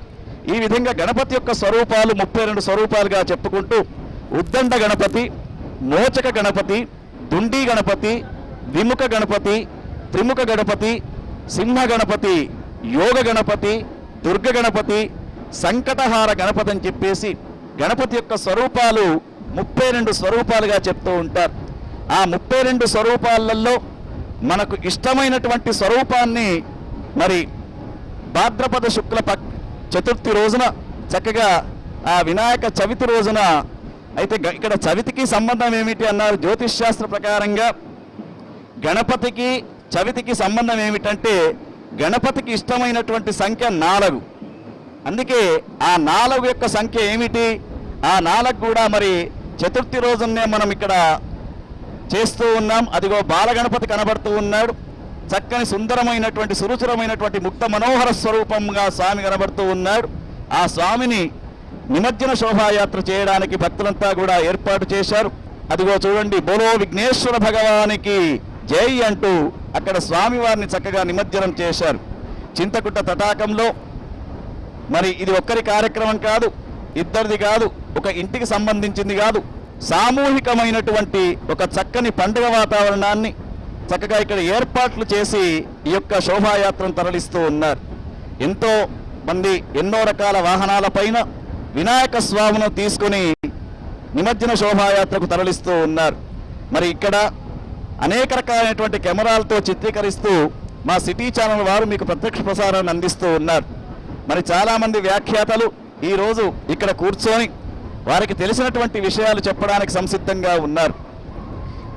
ఏది చేసినా కూడా భక్తి భావన అనేది చాలా ముఖ్యం. కలి ప్రవేశం అయిన తర్వాత ఆ కలి ఎక్కడనైతే కలికి ప్రదేశాలు ఎక్కడ అంటే కలిదేవత ఎక్కడ ఉండాలి అంటే చెప్పాడు స్వామి, ఎక్కడైతే అన్నదమ్ములు కొట్లాడుకుంటారో, ఎక్కడైతే భార్య భర్తలు కలహించుకుంటారో, ఎక్కడైతే అశాంతి ఉంటుందో అక్కడ ఉండిపోరా అని చెప్పారు. మరి అటువంటి అశాంతిని అటువంటి అన్నిటిని కూడా దూరం చేయడానికి ఆ వినాయక స్వామిని ప్రార్థిస్తే చాలు. అందుకే గజాననం భూత గణాది సేవితం కపిత్త జంబూ పలచారు భక్షణం ఉమాసుతం శోక వినాశకరం నమామి విఘ్నేశ్వర పాద పంకజం అంటూ ఆ యొక్క వినాయక స్వామిని ప్రార్థిస్తూ తరలిస్తున్నటువంటి శోభాయాత్ర దృశ్యాలను మనం చూస్తూ ఉన్నాం. తర్వాత ఇప్పుడు ప్రకాష్ గారు వ్యాఖ్యానాన్ని అందిస్తూ ఉన్నారు.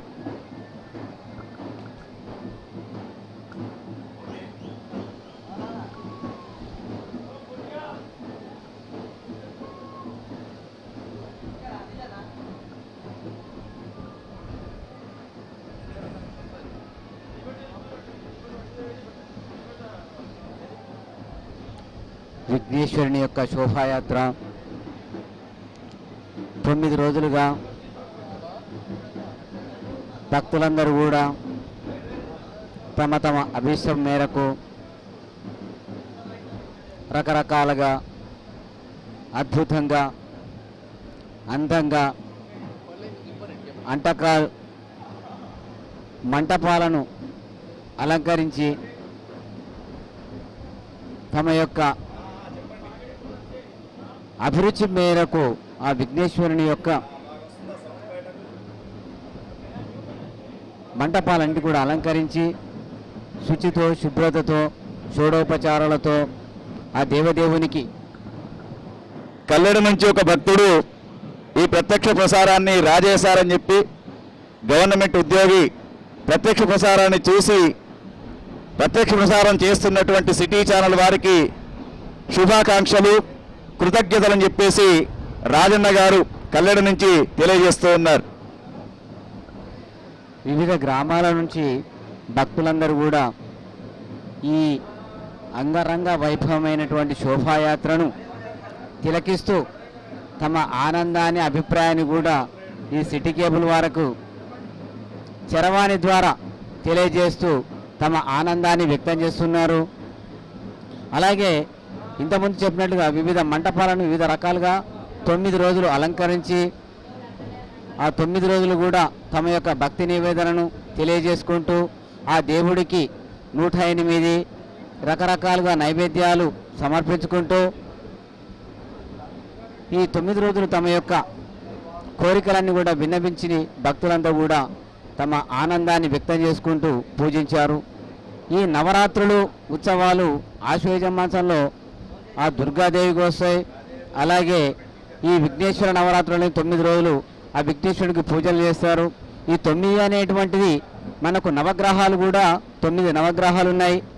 ఆ నవగ్రహాలే మనిషి యొక్క జీవితాన్ని శాసిస్తున్నాయని సంచిత కర్మ, వర్తమాన కర్మ, ఆగామి కర్మ అనే కర్మలు 3 రకాలుగా మనకు కలిగింపజేస్తున్నాయని, ఆ కర్మానుసారంగానే మన జీవితం ఆధారపడి ఉంటుందని, ఆ సూర్యచంద్ర నక్షత్రాల గ్రహాల ఆ తిథివార నక్షత్ర పంచాంగకరణ యోగ ప్రకారంగా మనకు మన యొక్క జీవితము సాగుతుందని, ఈ 9 గ్రహాల ద్వారా ఏ గ్రహాని వల్ల మనకు ఆపద సంభవిస్తుందో ఆ గ్రహానికి పూజ చేసి ఆ గ్రహాన్ని శాంతింపజేస్తున్నాం. ఆ విధంగా 9 రోజులు ఈ నవరాత్రుత్సవాలు చేస్తున్నాం. ఈ నవరాత్రుత్సవాల్లో భక్తులందరూ కూడా ఈ 9 రోజులు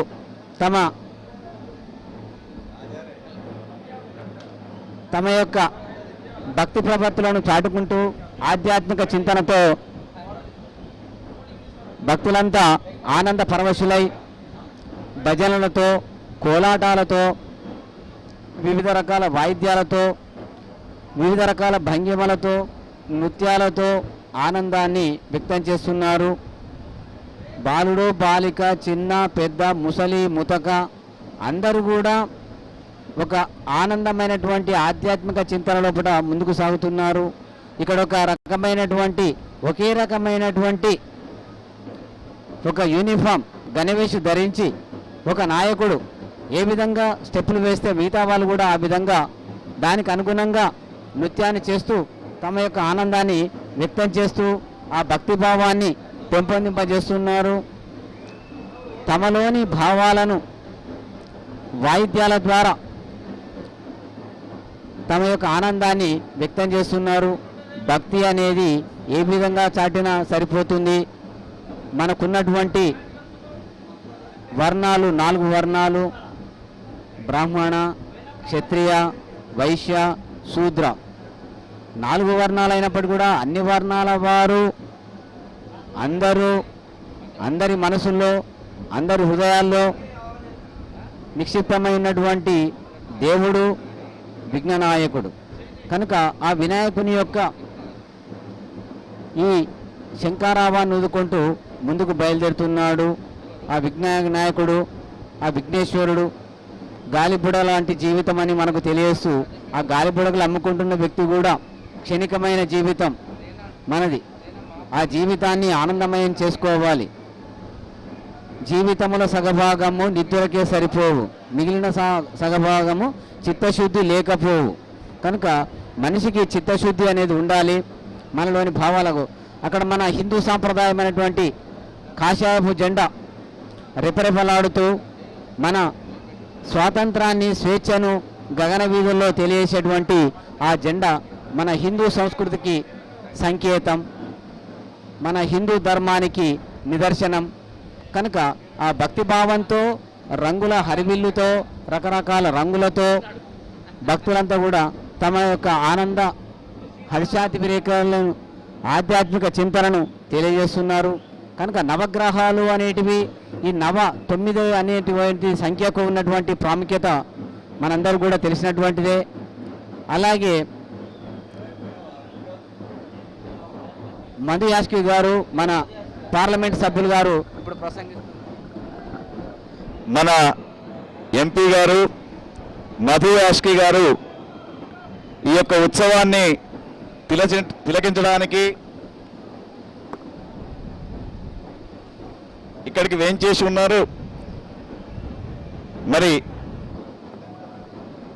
చింతకుంట తటాకం దగ్గర స్వామివారి యొక్క నిమజ్జన శోభాయాత్రను తిలకిస్తూ వారు చక్కని ఏర్పాట్లు చేసినటువంటి అధికార గణానికి అందరికీ కూడా ఆ వినాయక చవితి స్వామివారి యొక్క శోభాయాత్ర శుభాకాంక్షలు తెలియజేస్తూ ఉన్నారు. మరి వారి వెంట పాత్రికేయులు, మీడియా మిత్రులు, ఇంకా మనందరూ కోరుకునేది తెలంగాణ రాష్ట్రం తొందరగా ఏర్పడాలని చెప్పేసి ఆ వినాయక స్వామిని కోరుకుంటూ ఉన్నారు. అక్కడ కనబడుతున్నటువంటి ప్రతి ఒక్క వాహనం దగ్గర అదిగో బండి శంకర్ గారు అక్కడ ఏటా ఏటా రావయ్యా మేటి వినాయక అంటూ చిన్న బాలుంతోటి ఆ వినాయక స్వామికి నమస్కారం చెప్పిస్తూ ఉన్నారు. ఆ బాలుడు వినాయక స్వామికి నమస్కారం చేస్తూ ఏటా ఏటా రావయ్యా అంటూ స్వామికి నమస్కరిస్తూ ఉన్నాడు. మరి నాయకులకే నాయకుడు వినాయకుడు కాబట్టి ఆ నాయకులందరూ కూడా వచ్చేసి అందరూ కోరుకునేది ఒకటే, రాష్ట్రం తొందరగా ఏర్పడాలి, కనీసం వచ్చే సంవత్సరం అన్నా ఈ యొక్క తెలంగాణ రాష్ట్రంలో అదిగో మనకు కనబడుతూ ఉంది చక్కని భారతమాత యొక్క తర్వాత ఆ సభ్యులు చక్కగా జగన్మాత జగజ్జనని ఆది పరాశక్తి అమ్మలగన్న అమ్మ ముగురమ్మల మూలపుటమైనటువంటి ఆ యొక్క జగన్మాతను చూపిస్తూ ఉన్నారు. భారతదేశం యొక్క త్రివర్ణ పతాకాన్ని పట్టుకొని ఆ జగన్మాత కనబడుతూ ఉంది. ఆ త్రివర్ణ పతాకంలో ఉన్నటువంటి 3 రంగులు మనకు 3 విషయాలను తెలియజేస్తూ ఉన్నాయి.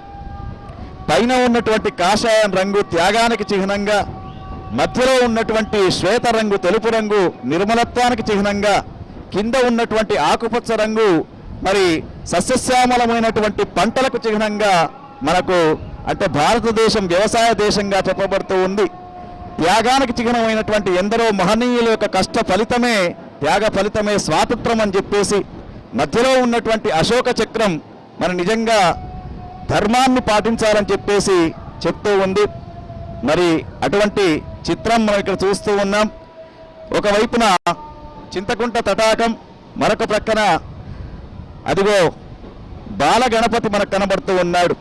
ఆ బాలగణపతిని చూస్తూ ఉంటే మనకు అనేక విషయాలు గోచరిస్తూ ఉన్నాయి. దంతముక్కటుండి దేవగణములకెల్ల నాయకుండునై వినాయకునకు ఏకదంతుడనుచు ఎల్లరు పూజించు విఘ్నరాజుకేను వినతులిడుము. భక్తులంతా కూడా ఆ యొక్క బాలగణపతికి నమస్కరిస్తూ ఉన్నారు. ఏకదంతుడవయ్యా నీవు, దేవగణాలకు నాయకుడవయ్యా నీవు, ఏకదంతుడైనటువంటి పేరు గల నీకు మరి విఘ్నాలకెల్లా రాజు అయినటువంటి నీకు నమస్కరిస్తూ ఉన్నామయ్యా అని చెప్పి ఆ యొక్క భక్తులంతా కూడా నమస్కరిస్తూ ఉన్నారు. అదిగో విచిత్ర వేషధారణలు, మరి తర్వాత అనేక రకాలైనటువంటి దృశ్యాలు. ఆ స్వామి దగ్గర ఓంకార ధ్వజం రెపరెపలాడుతూ ఉంది. మరొక భక్తుడు స్వామిని ప్రార్థిస్తూ ఉన్నాడు.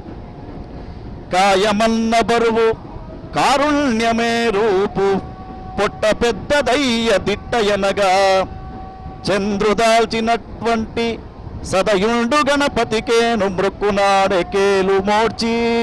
ఆ వినాయక స్వామికి నమస్కారం చేస్తూ, స్వామి నీ శరీరం చాలా బరువుగా ఉంది, కరుణయే రూపంగా దాల్చినటువంటి పెద్ద పొట్ట కనబడుతూ ఉందయ్యా, మాకు గట్టివాడవయ్యా, చంద్రుణ్ణి దాల్చినటువంటి శివుని కుమారుడవయ్యా నీవు, దయగలవాడైనటువంటి ఒక గణపతి, నీకు మరి చేతులు ఎత్తి నమస్కరిస్తూ ఉన్నామయ్యా అని చెప్పి ఆ భక్తులు పారవశ్యంతో నాట్యం చేస్తూ భగవంతుని ప్రార్థిస్తూ ఉన్నారు. అదిగో ఆ యొక్క ధ్వజం రెపరెపలాడుతూ ఉంది. నాగమును జందెమును తాల్చి నవ్వు మోము కలుగు గణపతికేను నా.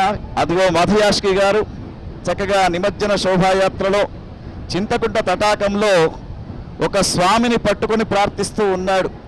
స్వామి మరి పరిపూర్ణమైనటువంటి రాష్ట్రం ఏర్పడాలి, చక్కని జిల్లాలతో రాష్ట్రమంతా కూడా సుభిక్షంగా ఉండాలి, వర్షాలతో రైతన్నలంతా కూడా క్షేమంగా ఉండాలి, చక్కని సస్యశ్యామలమైనటువంటి పంటలను పండించాలి. యజ్ఞో వై విష్ణు అని చెప్పేసి విష్ణు స్వరూపుడైనటువంటి ఆ యొక్క వినాయకుడిని మన నిమజ్జనం చేస్తూ ఉన్నారు. అదిగో చూడండి, చక్కని చంద్రవంకను ధరించాడు ఆ యొక్క స్వామి. మరి చింతకుంట తటాకంలో ఆ స్వామి వారి యొక్క నిమజ్జన శోభాయాత్రను ఎంపీ మధు యాష్కి గారు, వారి వెంట ఇంకా చాలామంది భక్తులు అక్కడ కలిసి చేస్తూ ఉన్నారు. మరొక పక్కన టవర్ సర్కిల్ దగ్గర ఓంకార ధ్వజంతో ముక్త మనోహర స్వరూపంతో ఉన్నటువంటి మరొక స్వామి వెళ్తూ ఉన్నాడు. ఆ స్వామి వారి యొక్క రూపాన్ని వర్ణిస్తూ ఉంటే, నాగమును జల్దెమును దాల్చి నవ్వు మోము కలుగు గణపతికేను, నా కార్యసిద్ధి చేయుమని మృక్కెద నేను చేతులెత్తి పూజ చేసేదమము భువిన సంగు. నాగరాజును ధరించినటువంటి ఆ నాగరాజునే జంధ్యంగా ధరించినటువంటి ఓ వినాయక, నవ్వు ముఖంతో ఉన్నటువంటి ఒక స్వామి, గణనాథుడా కార్యసిద్ధి చేయమని చెప్పేసి మరి పూజలు చేశామయ్యా, నాకు వరాలనిచ్చి మమ్మల్ని కాపాడవయ్యా అంటూ ఈ విధంగా భక్తులు అనేక రకాలుగా చెప్తూ ఉన్నారు. మరి కొంతసేపు వ్యాఖ్యానాన్ని ప్రకాష్ గారు వినిపిస్తున్నారు.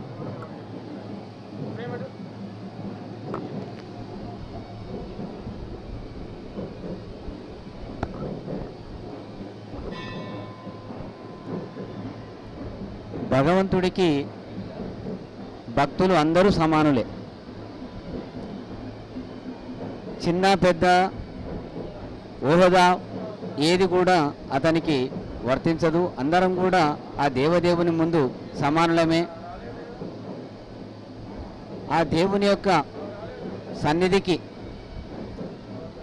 వెళ్ళడమే మనకు ఒక పెన్నిది, అదొక నిధి. ఆ ఏకదంతుడు మార్కండేయ పురాణంలో కూడా మృకండ మహర్షికి మార్కండేయుడు జన్మిస్తాడు. అయితే ఆ మార్కండేయునికి ముందు మృకండ మహర్షి శివుని గురించి పుత్రుడు కుమారుడు కలగాలని చెప్పేసి ఘోరమైన తపస్సు చేస్తాడు. అప్పుడు మృకండ మహర్షికి శివుడు ప్రత్యక్షమై 1000 సంవత్సరాలు బ్రతికే కుమారుడు కావాలా, చెడ్డవాడైనటువంటి దుష్టుడైనటువంటి 1000 సంవత్సరాలు జన్మించే కుమారుడు కావాలా, లేదా 16 సంవత్సరాలు మాత్రమే మంచివాడై తల్లిదండ్రులకు పేరు తీసుకొచ్చేటువంటి కుమారుడుగా కావాలా అని మృకండ మహర్షిని శివుడు ప్రశ్నిస్తాడు. అప్పుడు మృకండ మహర్షి 1000 సంవత్సరాలు కాకిలాగా బ్రతికి చెడ్డుగా ప్రవర్తించే కంటే ఉత్తముడు, గుణవంతుడు, మంచివాడు అయినటువంటి కుమారుణ్ణి ప్రసాదించు స్వామి అని ఆ శివుణ్ణి వేడుకుంటాడు. మధుయాష్కి గారు వచ్చారు, ఎంపీ గారు, రాజశేఖర్ గౌడ్ గారు మొదలైన వాళ్ళందరూ కూడా చింతకుంట గ్రామం లోపల పరిశీలన చేస్తున్నారు. ఏ విధంగా ఉందనేది రక్షక భటులు కూడా వీక్షిస్తూ తమ డేగ కన్నులతో అందరికీ అన్ని రకాలుగా సౌకర్యాలు కల్పింపజేస్తూ ఈ శోభాయాత్ర శోభాయమానంగా అందరికీ ఆనందదాయకంగా ఉండేట్లుగా ముఖ్యమైనటువంటి ఆ చింతకుంట గ్రామ ప్రాంతంలో పట్నే చింతకుంట ఉన్నటువంటి ఆ ప్రదేశంలో పట్నే అందరూ పరిశీలిస్తున్నారు. అదొక తటాకం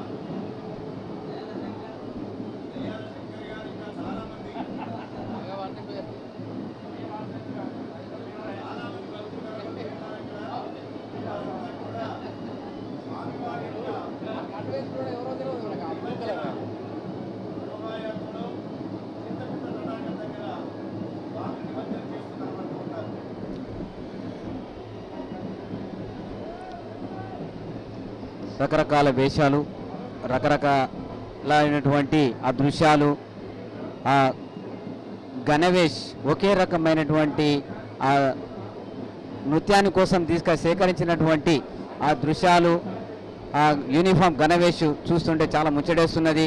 అంటే దైవభక్తి ఏ విధంగా ఉన్నది, పిల్లల లోపల ఇప్పటి నుంచేలే దైవభక్తి కలగడం అది సంతోషదాయకం.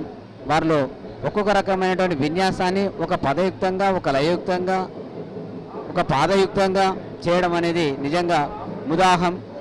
ఆ పిల్లలకు అలాంటిది నేర్పడం అనేది చాలా సంతోషం. ఆ విఘ్నేశ్వరుని యొక్క ఆశీస్సులతోనే వాళ్ళు ఆ విధంగా ప్రవర్తిస్తున్నారేమో.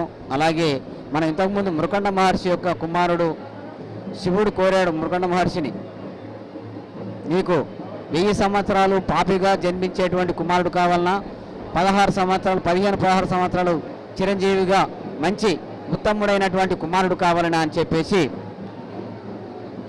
కోరడం జరిగింది. అప్పుడు మృకండ మహర్షి కాకిలా పాపిలా 1000 సంవత్సరాలు బ్రతికే కుమారుడి కంటే గుణవంతుడు, బుద్ధిమంతుడు, మంచివాడు అయినటువంటి కుమారుడు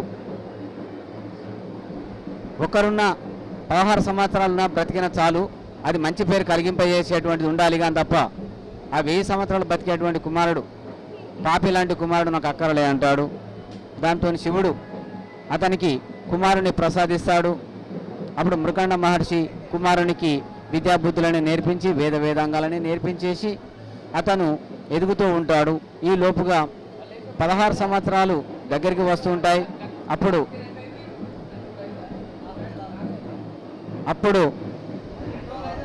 అతని యొక్క ఆయుష్ విషయం నారదుని ద్వారా ఈ మార్కండేయునికి తెలుస్తుంది. అప్పుడు మార్కండేయుడు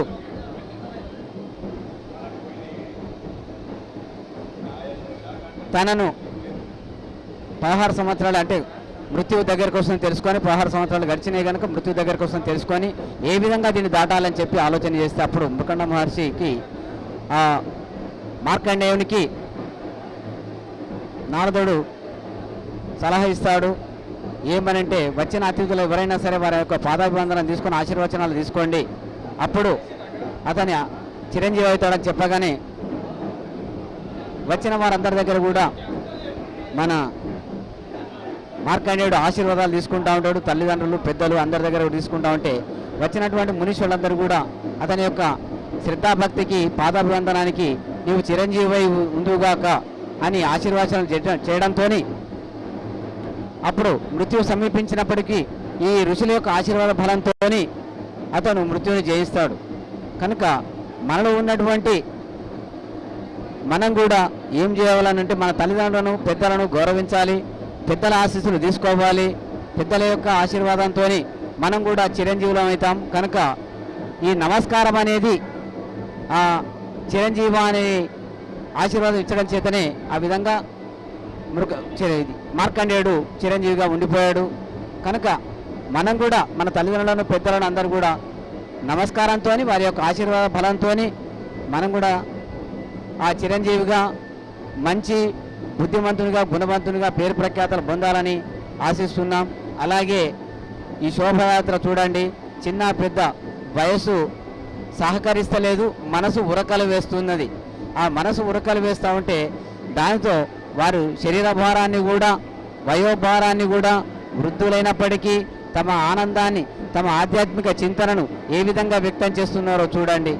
ఆ ఆనంద తాండవం, ఆ నృత్యం, ఆ చప్పట్లు, ఆ దుస్తులు అవన్నీ కూడా ఒకే రకమైన దుస్తులుగా, ఒకే లయగా, ఒకే పద్ధతిగా, ఒకే రూపంగా, ఒకే గొంతుగా, ఒకే పాదంగా వారంతా కూడా ఆ నృత్యం చేస్తున్నారు.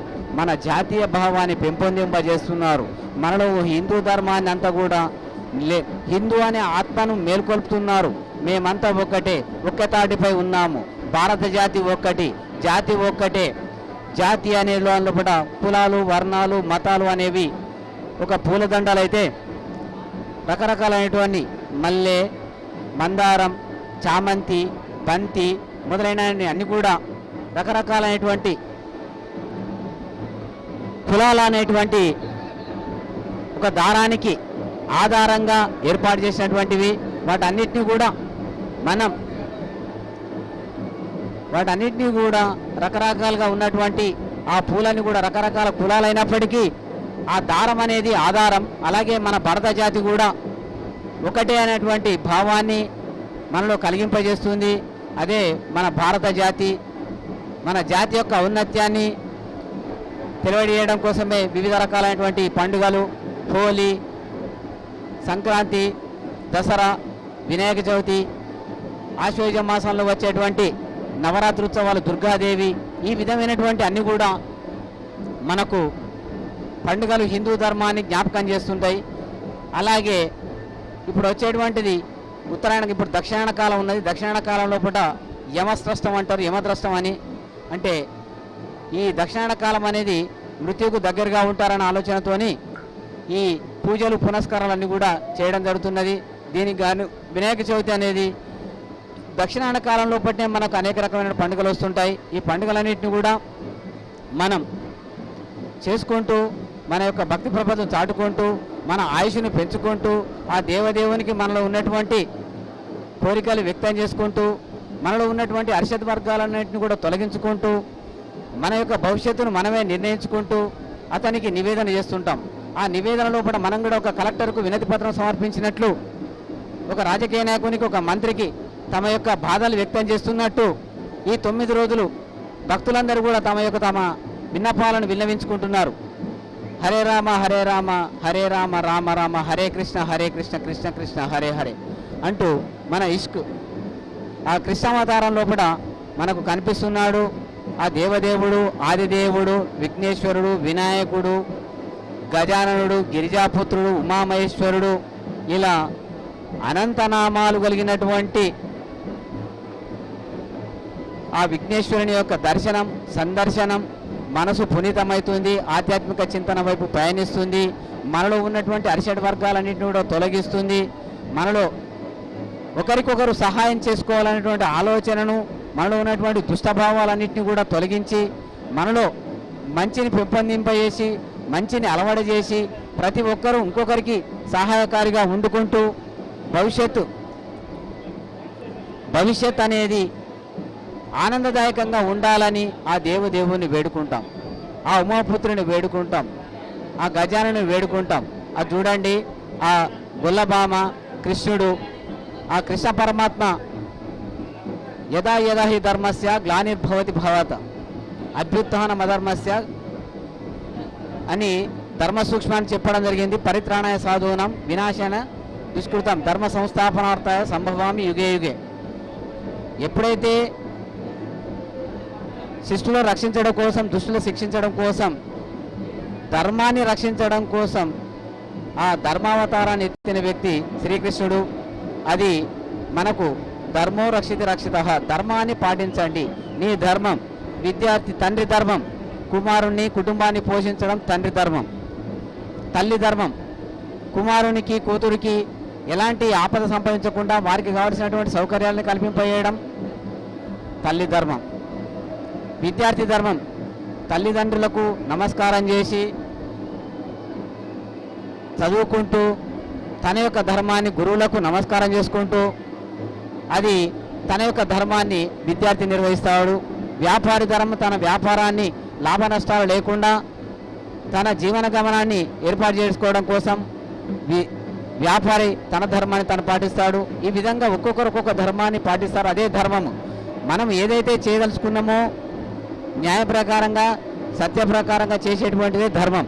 ఆ ధర్మాలన్నింటినీ కూడా మనకు పుస్తకంలో కూడా అ ఆ ఇ ఈ అనేటువంటి 4 పదాలతోనే చేశాడట.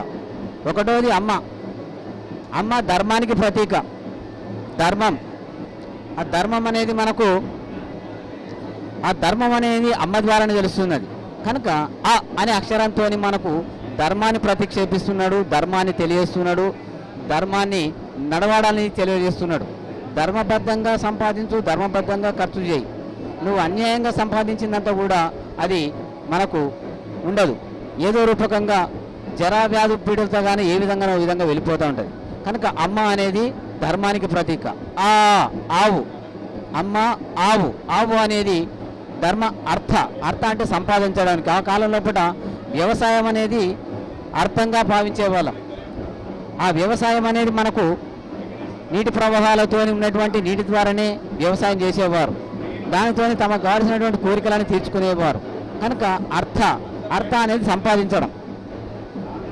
ధర్మ అర్థ ఈ ఇల్లు అనేది కోరికలకు నిలయం.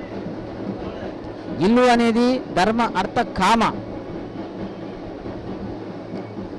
ఇల్లు అనేది మనకు కోరికలకు నిలయము. అందులో ఉన్నటువంటి కోరికలను తీర్చుకోవడం కోసమని ఇల్లు నిర్మిస్తున్నాం. ఆ ఇంటి లోపల మనం నివసిస్తున్నాం. ధర్మార్థ కామ మోక్షాలు ఈ లోపల చేర్పించాడు. చివరిది మోక్షం అనేది కలిగించడం అనేది మనకు శివునితోనే కలిగింపజేస్తాడు ఈశ్వరుడు.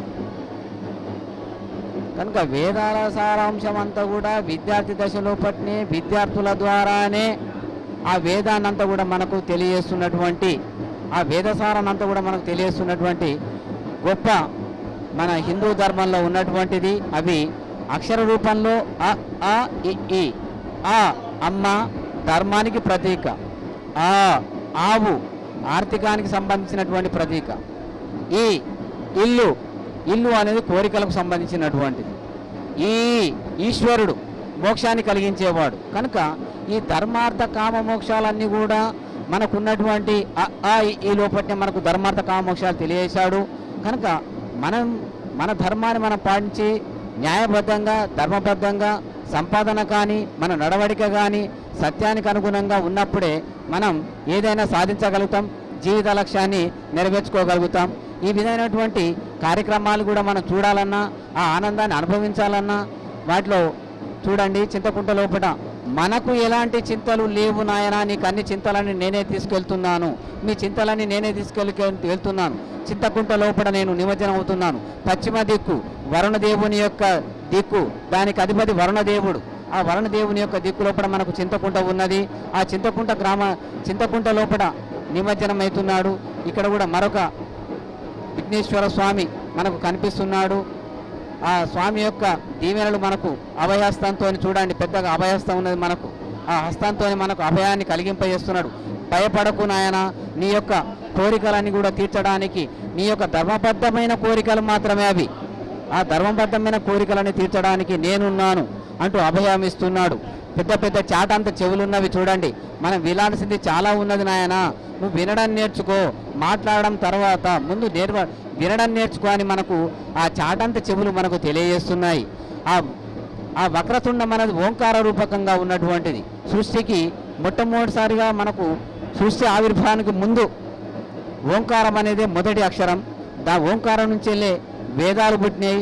వేదాల తర్వాత జలాలు, తర్వాత జలం నుంచి వెళ్ళి భూమి, ఈ విధంగా రకరకాలుగా మనకు ఈ సృష్టి జరిగింది. కనుక అన్నిటికంటే ముఖ్య కారణం ఓంకారం. ఆ ఓంకారాన్నే తన తొండంగా అలమర్చుకున్నటువంటి విఘ్నేశ్వరుడు మనకు ఆనందాన్ని, మోదక ప్రియుడు మనకు కనిపిస్తున్నటువంటి ఈ విధమైన రకరకాలుగా దృశ్యాలు వేసుకుంటూ, నృత్యాలు వేసుకుంటూ, దుస్తులు వేసుకుంటూ మనకు ఆనందాన్ని కలిగింపజేస్తున్నటువంటి వారందరూ కూడా ఆధ్యాత్మిక చింతనలే. భక్తితోని నీరు కానీ, పుష్పం కానీ, పత్రం కానీ ఏది సమర్పించినా దేవుడు స్వీకరిస్తాడు. కనుక ఆ దేవదేవునికి ఆ నృత్యాలు చూడండి ఏ విధంగా చేస్తున్నారో, ఆ ఆనందాన్ని ఏ విధంగా కలిగింపజేస్తున్నారో చూడండి.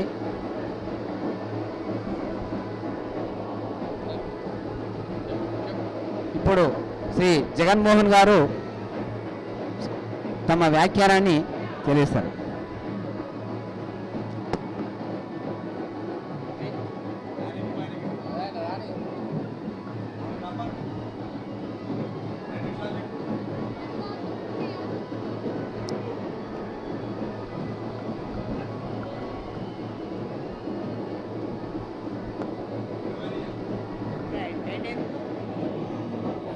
सर्वेभ्यो ब्राह्मणेभ्यो सर्वेभ्यो वेदेभ्यो नमो नमः।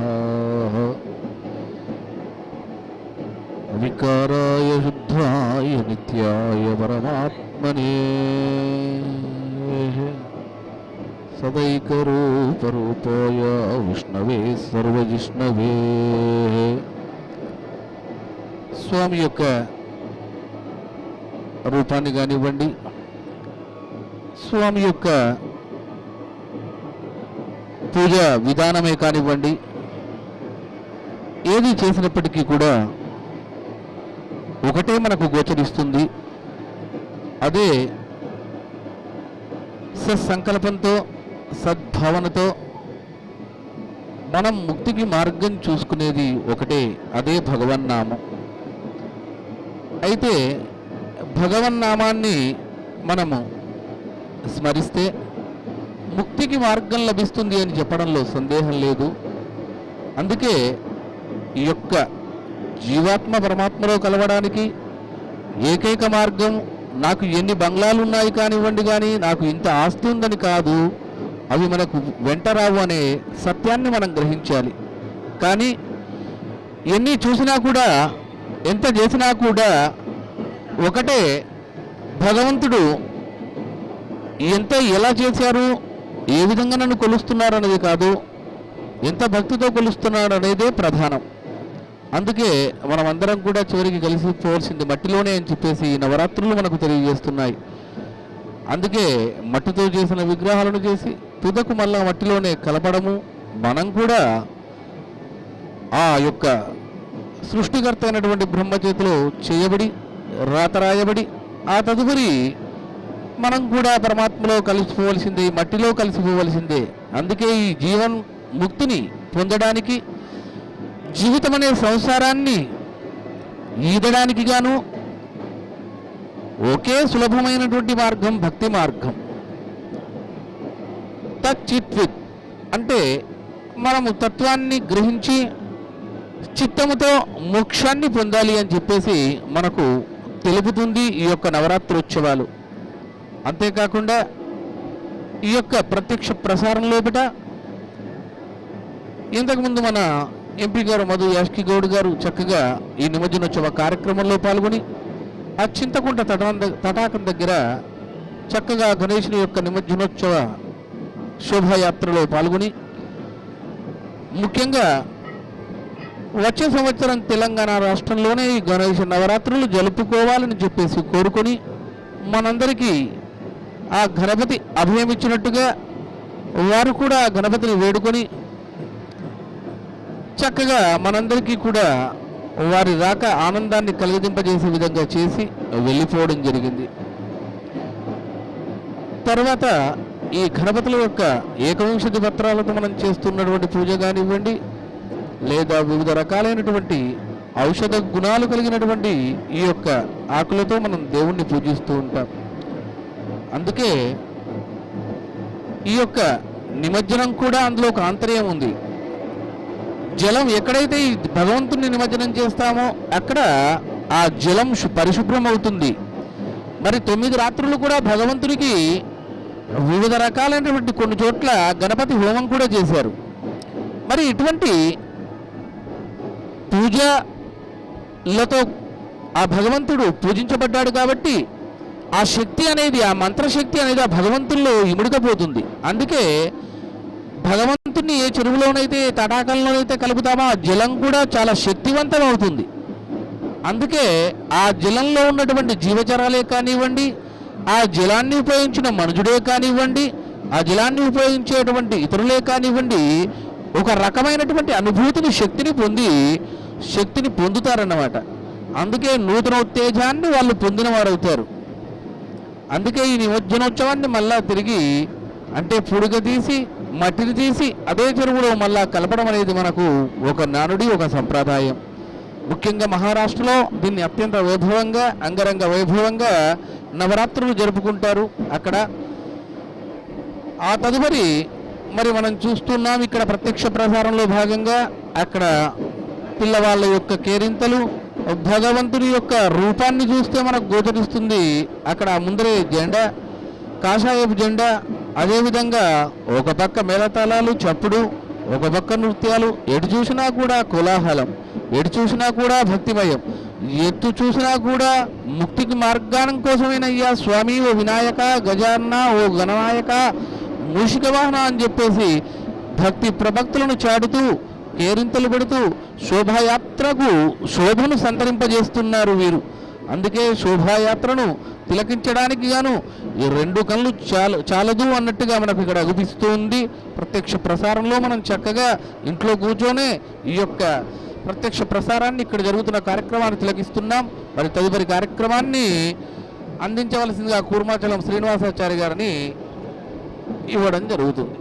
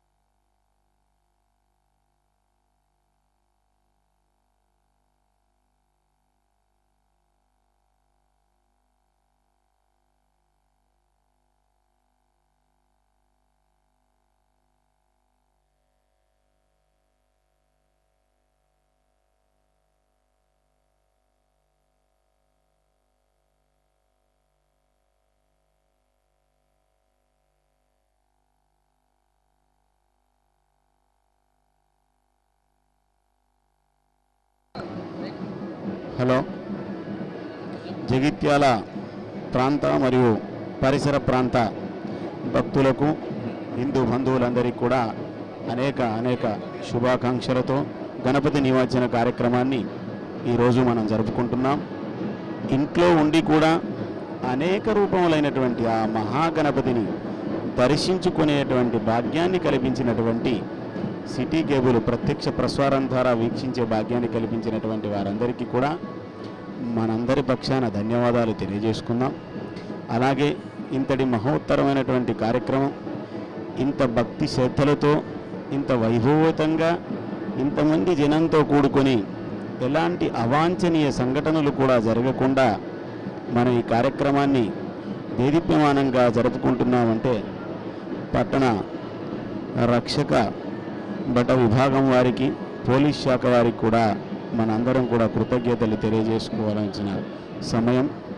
అలాగే భక్తి శ్రద్ధలలో భక్తులలో భగవంతుని చేరడానికి భక్తి, ధ్యాన, కర్మ, ధ్యాన మార్గాలు ఉన్నాయని భగవద్గీతలో శ్రీకృష్ణుడు చెప్పినట్టుగానే భక్తి మార్గం మహత్తరమైనదిగా కనీసం ఏదైనా చిన్నపాటి తులసీదానాన్ని సమర్పించినంత మాత్రాన్నే శ్రీకృష్ణుడు ఎంతో సంతుష్టుడైనట్టుగానే మహాగణపతి కూడా గరకపోసతో కూడా వారిని అర్చించడం చేత గణపతి కూడా సంతుష్టుడవుతాడని మనకు ఎన్నో పురాణాల్లో చెప్పబడుతున్నవి.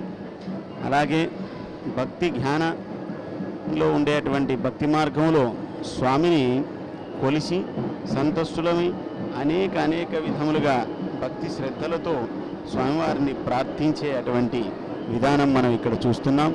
అదిగో మరొక విఘ్నేశ్వరుడు భారీ కాయంతో కూడా ఉండేటువంటి విఘ్నేశ్వరుణ్ణి ఊరేగింపుగా తీసుకొని వస్తున్నారు. కర్మ మార్గం అంటే మనం చేసే ఏ పని తాలూకు ఫలితాన్ని ఆశించక వాటన్నిటినీ కూడా భగవంతుడి ప్రీతి కోసమే చేస్తున్నామన్న భావనతో చేస్తూ వాటి ఫలితాలని దేవునికి వదిలిపెట్టడం, దీనికి ఇంకో పేరు నిష్కర్మ. ఈ భావన కలగడం అందరికీ సాధ్యం కాదు కనుక భక్తి మార్గమే సులభమైనది కనుక భక్తితో పూజిస్తే స్వామి సంతుష్టుడవుతాడు.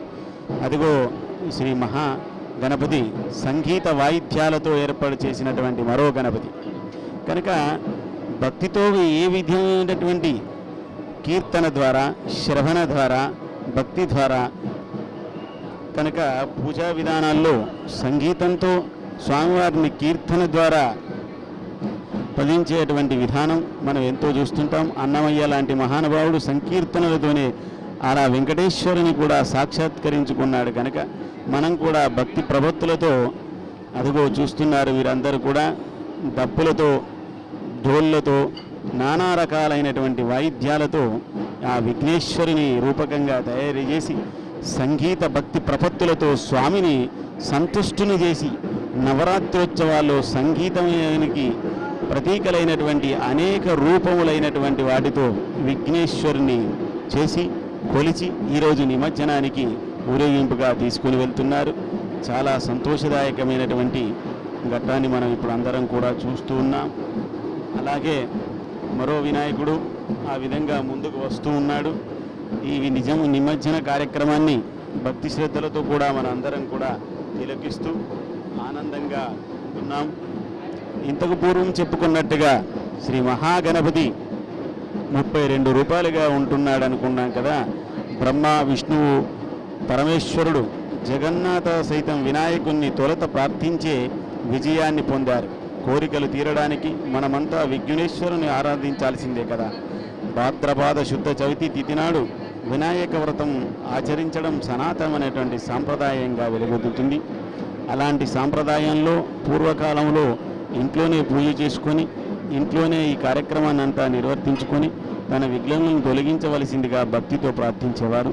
స్వతంత్ర పోరాటంలో ఆంగ్లేయులకు భయపడుతూ అనేక రూపకాలుగా ఎక్కడో కూర్చొని మనం ఎన్నో విధాలైనటువంటి ఎత్తుగడలు వేసుకోవడానికి బాలగంగాధర తిలక్ గారు ఈ భక్తి మార్గాన్ని ఎన్నుకొని విఘ్నేశ్వరుని ప్రతిష్ఠించి నవరాత్రోత్సవాలు జరుపుకొని సామూహికంగా ప్రజలందరూ కూడా పాల్గొనే విధంగా ఏర్పాటు చేసి ఆ ప్రజలంతా కూడా ఆ వినాయక మండపాల్లో కూర్చొని స్వతంత్ర పోరాటం కోసం మన భారత మాత యొక్క దోష శంకలాలను తొలగించడానికి అనేకమైనటువంటి ఎత్తుగడలు వేసుకోవడానికి ఈ గణపతి నవరాత్రోత్సవాల మండపాలను ఆనాడు ఎంతో వైభవంగా ఉపయోగించుకోవడం ఈ రోజుకు మనమంతా దేశాన ఈ వైభవమైనటువంటి కార్యక్రమం భారతదేశంలో నలుమూలల గల్లీ నుంచి ఢిల్లీ వరకు కూడా ఈ కార్యక్రమాలను దేదీప్యమానంగా జరుపుకుంటూ అందరూ ఐక్యత కోసం స్వామి మా దేశంలో ఉండేటువంటి సుభిక్షాన్ని, కరువు కాటకాలను అన్నింటినీ కూడా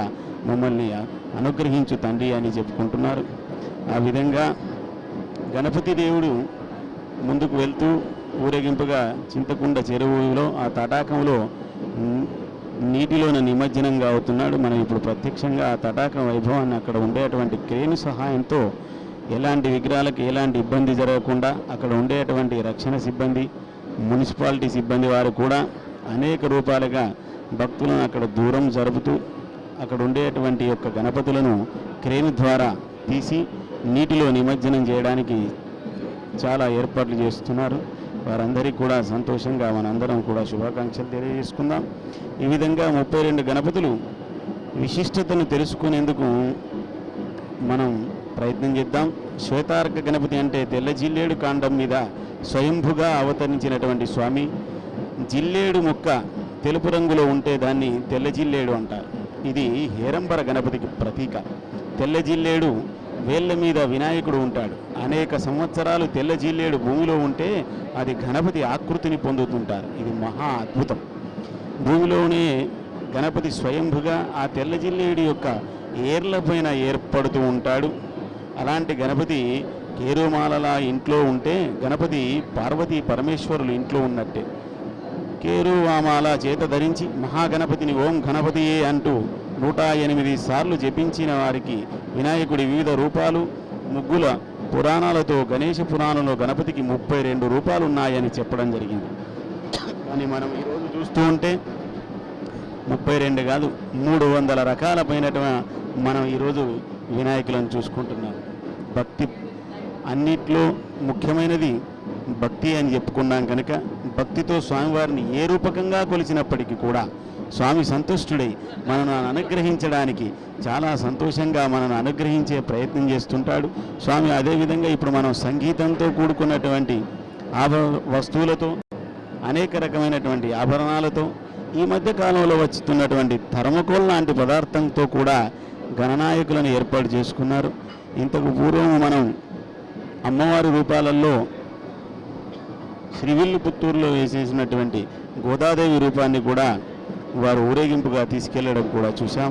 అనేక రకాలైనటువంటి రూపాలు, అనేక రకమైనటువంటి అదిగో మళ్ళీ మీ ముందుకు వస్తున్నాడు సంగీతమైనటువంటి వాయిద్యాలతో ఉన్నటువంటి మహాగణపతిని కూడా చూస్తున్నాం. ఈ విధంగా మనం నిత్య జీవితంలో వాడుకునేటువంటి వస్తువులతో ఏర్పాటు చేసుకున్నటువంటి గణపతులు ఇప్పుడు మనకు అనేకం దర్శనమిస్తున్నాయి. కానీ శాస్త్రోక్తంగా ఉండేటువంటి విధానాల్లో 32 గణపతులకు 32 విధాలుగా వాటిని ఆరాధించిన వారికి కూడా ఆయా ఫలితాలను కూడా ఉండే విధంగా శాస్త్రంలో చెప్పబడినట్టుగా బాలగణపతిని పృథ్వీతత్వానికి నిదర్శనంగా, శరీరంలో పృథ్వీతత్వానికి సంబంధించి అనారోగ్య సమస్యలు తొలగింపజేయడానికి బాలగణపతిని ఆరాధిస్తారు. పిల్లలకు మేధస్సుపరమైనటువంటి లోపాలు ఉంటే బాలగణపతికి పూజలు చేయడం జరుగుతుంది. బాలగణపతి 4 చేతులతో అరటిపండు, మామిడి పండు, చెరుకు గడ, పనస పండు ధరించి ఉంటాడు. ఆయనకు ఇష్టమైనటువంటి ఉండ్రాయిని తొండములో పట్టుకొని ఉంటుంటాడు. ఆ విధంగానే మరొక గణపతి తరుణ గణపతి, అంటే యవ్వన దశలో ఉన్నటువంటి వినాయకుడు అని అర్థం. ఈయనకు 8 చేతులు ఉంటాయి. వీటిలో 6 చేతులతో వెలగపండు, పరికకందులు, కందులు, కుడుము, నేరేడు, చెరుకు గడ ఉంటాయి. మిగిలిన 2 చేతులతో పాశం, అంకుశం ధరించి ఉంటాడు. తరుణ గణపతి ఎరుపు రంగులో ఉంటాడు. మానవ శరీరంలో రక్త సంబంధమైనటువంటి అనారోగ్య సమస్యలు, రక్తపోటు, రక్తహీనత, రక్తములో గడ్డలు ఏర్పడడం లాంటి సమస్యలకు తొలగిపోవడానికి, తిరస్కారాలకు కూడా పరాజయాలు తొలగించవచ్చు. కనుక తరుణ గణపతిని ఆరాధిస్తే అలాంటి యొక్క అనేకమైనటువంటి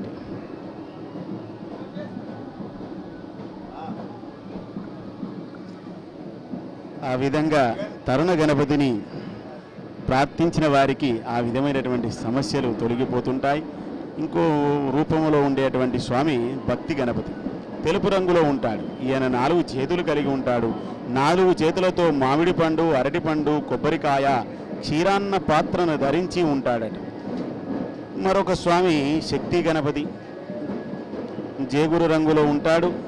ఈయన ఎడమ తొడపై అమ్మవారి శక్తిని కూర్చోబెట్టుకొని ఉంటాడు. అందుకే శక్తి గణపతి అని పేరుతో పిలుస్తూ ఉంటారు. ఈయన 4 చేతులతో అంకుశం, పూలదండ, ఒక చేతిలో అభయాస్తం, ఇంకొక చేతితో శక్తి అమ్మవారిని ధరించి ఉంటాడు. ఆ స్వామిని ప్రార్థించిన వారికి అనేకమైనటువంటి శక్తిని ఒసిగి ప్రయత్నం చేస్తుంటాడు. అలాగే సిద్ధి గణపతి పసుపు వర్ణంలో ఉంటాడు. ఈయన స్వామికి 4 చేతులు ఉంటాయి. మామిడి పండు, పూలగుత్తి, చెరుకుగడ, పరశపు ధరించి ఉంటాడు. ఈ స్వామిని ధ్యానిస్తే మంత్రసిద్ధి కలుగుతుంది. జీవితంలో ఎదురయ్యే అనేక ఆటంకాలు తొలగించుకొని ఎదుటివారిని అనుకూలంగా మార్చుకోగలిగేటువంటి శక్తి సిద్ధి గణపతికి ఉంటుంది. ఆ విధంగా క్షిప్ర గణపతి అని మరొక స్వామి. క్షిప్ర గణపతి అంటే కోరికలు త్వరగా నేర్చేవాడు అని అర్థం. క్షిప్ర గణపతి మందార పువ్వు రంగులో ఎర్రగా ఉంటాడట. ఈ స్వామికి 4 చేతులు ఉంటాయి. కల్పవృక్ష శాఖ పాశాంకుశం ఉంటుంది. తొండముతో రత్న ఖచ్చితమైనటువంటి కలశాన్ని పట్టుకొని ఉంటాడు.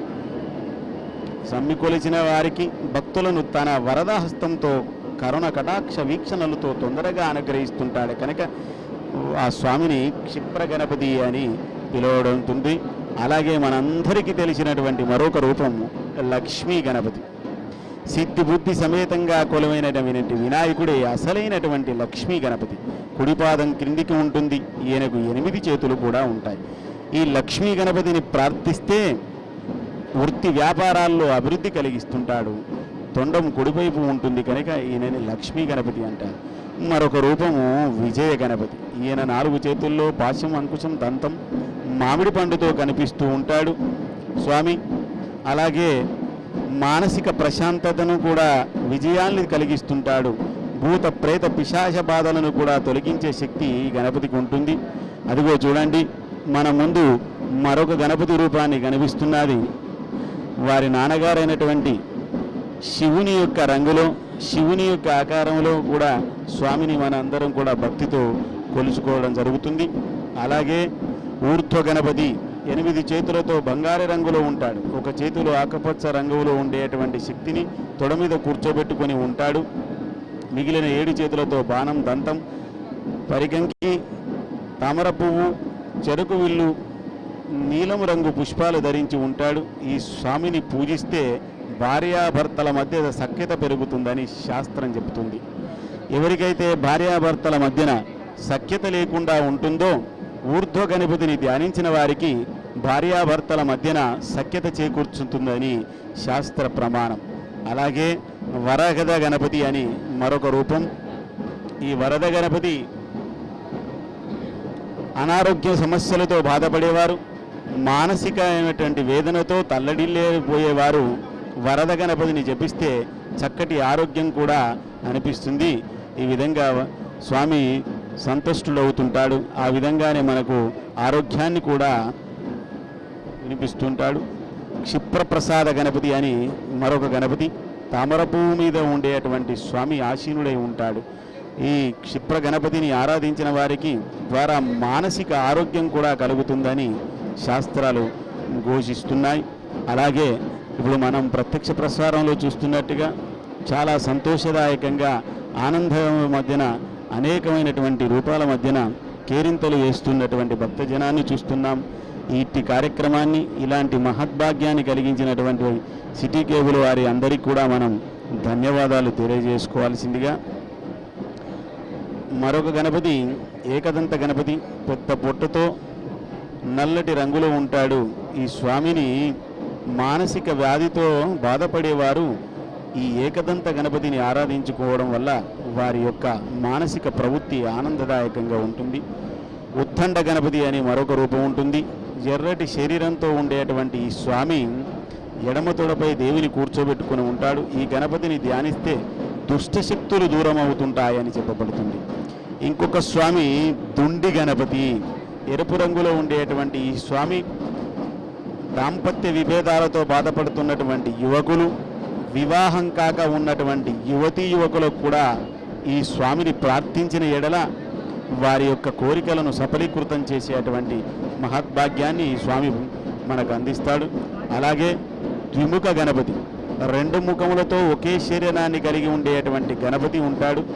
ఈయనను ధ్యానిస్తే శారీరక మానసిక సమస్యలు తొలగిపోతూ ఉంటాయంటారు.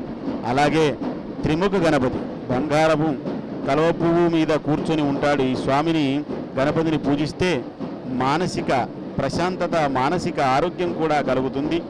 అలాగే యోగ గణపతి, బ్రహ్మ జ్ఞానాన్ని, యోగ తత్వానికి గుర్తు ఈయన యోగ గణపతి. ఈ స్వామిని ప్రార్థించినట్టయితే మనకు అనేకమైనటువంటి మంత్రశక్తులను మనకు ప్రసాదించేటువంటి అవకాశం ఉంటుంది. ఈ స్వామిని చెరుకుగడ ధరించి ఉంటాడు కనుక ఈ స్వామిని యోగ పద్ధతిలో ఆయురారోగ్యాలు, మానసిక ప్రవృత్తిని కూడా ఉంటాడు. అదిగో మనం చూస్తున్నటువంటి మహాగణపతి శివుని రూపకంగా ఉండేటువంటి తండ్రినేమో ధ్యానిస్తున్నాడేమో అనుకునే విధంగా ఆ గణపతి దేవుడు శివుని రూపకంలో ఉండేటువంటి విధంగా ఉన్నాడు. మరొక గణపతి పేరు సంకటహార గణపతి, ఎర్రటి శరీర కాంతి కలిగి ఉంటాడు. ఈ స్వామిని కూడా మనం ప్రార్థించినట్టయితే కుటుంబ సభ్యులతో కోర్టు సమస్యలతో బాధపడేటువంటి వారికి ఈ స్వామి సంకటహార గణపతి అంటారు. సంకటహార గణపతి అంటే సంకష్టి వ్రతం చేస్తూ ఉంటారు. సంకష్టి వ్రతం బహుళ చవితి రోజునటువంటి సంకష్టి వస్తుంది. ఈ సంకష్టి రోజున స్వామిని మనం ప్రార్థించి ఆ సంకటహార గణపతిని మనం ప్రార్థించినట్టయితే ఈ విధమైనటువంటి కష్టాలు తొలగిపోతాయి. సంకష్టి అంటేనే చిన్నపాటిగా ఉండేటువంటి మన నిత్య జీవితంలో వచ్చేటువంటి అనేకమైనటువంటి అడ్డంకుగా ఉండేటువంటి కష్టాలు. ఏదైనా మనం కార్యాన్ని నిర్విఘ్నంగా చేసుకుందామని మొదలు పెడుతున్నప్పుడు చిన్నపాటి కష్టాలు వచ్చి ఆ కార్యానికి ఆటంకంగా ఉంటున్నప్పుడు ఈ సంకష్ట గణపతిని మనం ప్రార్థన చేసుకోవడం వల్ల ఆ సంకటాలన్నిటిని కూడా తొలగించేటువంటి భాగ్యాన్ని మనకు ఆ స్వామి ప్రార్థిస్తాడు. అలాగే వీర గణపతి, శత్రువుల వల్ల మానసిక స్థితి దెబ్బతింటూ ఉంటే పూజించాలి ఈ స్వామిని. శత్రువులపై సులభంగా విజయాన్ని సాధించే శక్తి, ధైర్యాన్ని కలుగజేస్తాడు. అలాగే ద్విజ గణపతి, తెలుపు రంగులో ఉంటాడు ఈ స్వామి. తాళపత్ర గ్రంథాలు ఉంటాయి స్వామికి. నుటిటిపై మూడవ నేత్రం బ్రహ్మజ్ఞాన సూచకంగా ఉంటుంది. విద్యార్థులకు ఆలోచనా శక్తి పెరిగి చదువులో మంచి ప్రతిభా పాఠాలు చూపిస్తుంటాడు. భక్తులకు జ్ఞానాన్ని కూడా ప్రసాదిస్తుంటాడు కనుక ఈ స్వామిని ప్రార్థించిన వారికి ఈ విధమైనటువంటి ఫలితాలు ఉంటాయని పురాణాలు చెప్పబడుతున్నాయి. అలాగే హేరంబ గణపతిని కూడా బలహీనులను, అంగవైకల్యం కలవారిని రక్షిస్తూ ఉంటాడు. కష్టసాధ్యమైనటువంటి కార్యాన్ని సాధించాలనేటువంటి ప్రయాణాలలో ప్రమాదాలు కలగకుండా ఉండాలన్న ఈయనను ఆరాధించాలి. హేరంబన గణపతి తెలుపు రంగులో 5 తలలు 10 చేతులు కలిగి ఉంటాడు. సింహవాహనం మీద కూర్చొని ఉంటాడు. ఇంతకుముందు కూడా మనం ఒక సింహవాహనం మీద స్వామిని ఊరేగింపుగా తీసుకునే దృశ్యాన్ని కూడా మనం ఇంతకు పూర్వం చూసి ఉన్నాం. ఇక్కడ ఈ 32 ఆకారాలే కాకుండా 32 ఆకారాలకు అనేకమైనటువంటి రూపాలతో కూడుకున్నటువంటి గణపతులను మనం చూశాం. 9 రోజులు స్వామివారిని భక్తి ప్రపత్తులతో వేడుకొని స్వామిని ఈరోజు మనం నిమజ్జనం చేస్తున్నాం. ఈ నిమజ్జన దృశ్యాన్ని ఇప్పుడు మనం కూడా ఆ క్రేను సహాయంతో స్వామిని నిమజ్జన దృశ్యాన్ని మనం ప్రత్యక్ష ప్రసారంగా చూస్తున్నాం. అలాగే హేరంబర గణపతి బలహీనులైనటువంటి అంగవైకల్యంతో కూడుకున్నటువంటి వారు కూడా ప్రార్థించడం ద్వారా వారికి అనేకమైనటువంటి కార్యాలకు తాను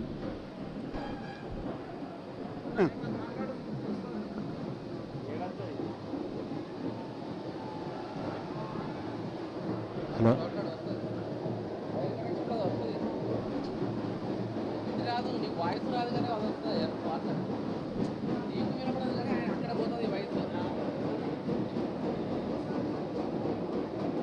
మహాగణపతి ఎడమ తొడపై శక్తిని కూర్చోబెట్టుకొని ఎరుపు రంగులో ఉండి 3 కన్నులు తల మీద నిలవంక తండ్రి అయినటువంటి శివుణ్ణి గుర్తు చేస్తారు. ఈయనను ప్రార్థిస్తే శనిగ్రహం వల్ల కలిగే సమస్యలు తొలగిస్తాడని పురాణాలు చెబుతుంటాయి. అలాగే నృత్య గణపతి బంగార వనములో కల్పవృక్ష క్రింది భాగంలో ఉండి నాట్యం చేస్తూ ఉంటాడు. ఈ స్వామిని ప్రార్థించిన వారికి తక్షణమే తీరాల్సినటువంటి కోరికలు ఉన్నప్పుడు ఇవన్నీ ఆరాధిస్తే చాలా సంతోషంగా ఉంటుంది. నృత్య గణపతిని మనం ఆరాధించడం వల్ల తక్షణమే తీరాల్సిన కోరికలు నెరవేరుతుంటాయి. ఏకాక్షర గణపతి మూషికంపై పద్మాసనం వేసుకొని కూర్చుని ఉంటాడు. ఈయనకు 3వ కన్ను ఉంటుంది. ఈ స్వామిని ప్రార్థించిన వారికి బాలారిష్ట దోషాల వల్ల కలిగే అటువంటి అనారోగ్య సమస్యలు తొలగిపోతుంటాయి. శిశువు జన్మించినప్పుడు వర్తించేటువంటి బాలారిష్టం 12 సంవత్సరాలు ఈ బాలారిష్టం ఉంటుంది. చంద్రాష్టమంచ ధరణీసుత సప్తమంచ అని జ్యోతిష శాస్త్రంలో బాలారిష్టాన్ని చూసి ఆ బాలారిష్టంలో శిశువులకు అనేక రూపముల అనారోగ్య బాధలు, ఒక్కొక్కసారి అపమృత్యు దోషాలు కూడా ఉంటుంటాయి. అలాంటి బాలారిష్టాన్ని పోగొట్టేటువంటి వైభవితమైనటువంటి గణపతి ఏకాక్షర గణపతి. ఈ స్వామిని మరొకసారి మనం విశేషంగా మూషికంపై పద్మాసనం వేసుకొని కూర్చొని ఉంటాడు. ఈయనకు 3వ కన్ను కూడా ఉంటుంది. శిరస్సు మీద నిలవంక ఉంటుంది. ఈయన తొండం కుడివైపు తిరిగి ఉంటుంది. ఈయనకు 4 చేతులు ఉంటాయి. ఈ 4 చేతులలో అంకుశం, దంతం, పాశం, వరదముద్రలు కలిగి ఉంటాడు. ఏకాక్షర గణపతిని జపిస్తే సర్వ సుఖాలు కలుగుతాయి, ఆత్మసాక్షాత్కారం కలుగుతుంది. ఈయన సర్పాలను హారాలుగా ధరించి ఉంటాడు. బాలారిష్ట దోషాల వల్ల కలిగేటువంటి అనారోగ్య సమస్యలకు ఏకాక్షర గణపతిని ప్రార్థన చేయవచ్చు. త్రయాక్షర గణపతి, ఈ గణపతి వింఛామరలను పోలినటువంటి చెవులు కలిగి ఉంటాడు.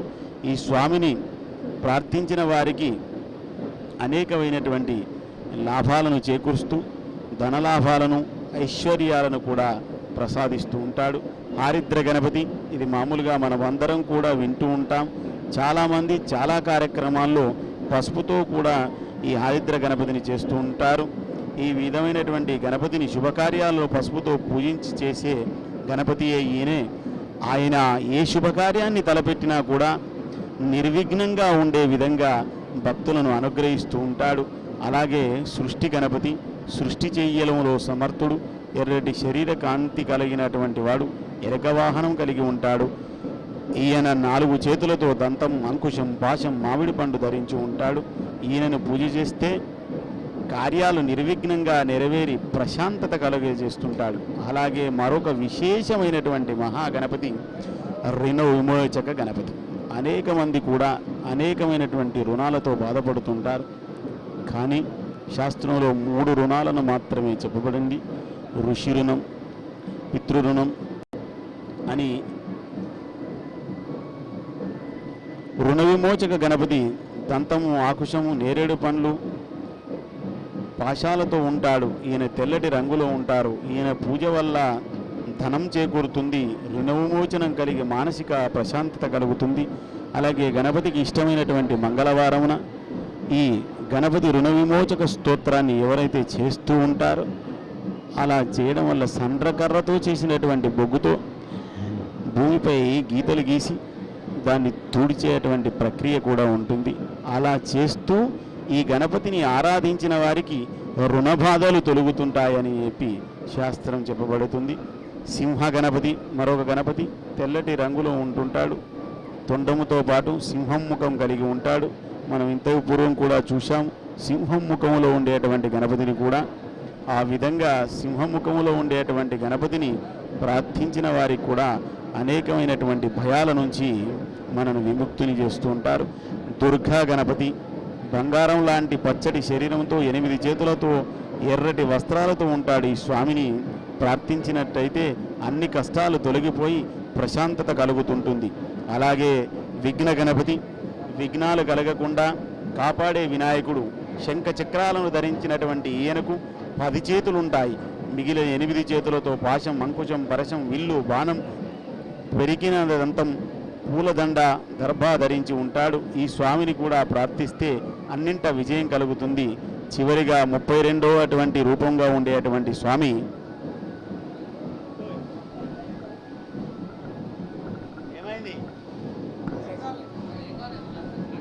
32వ అటువంటి స్వామి ఉచ్చిష్ట గణపతి నీలం రంగులో ఉంటాడు. ఈయనకి 4 చేతులు ఉంటాయి. ఈయన ఎడమ తొడపై ఆయన భార్య కూర్చొని ఉంటుంది.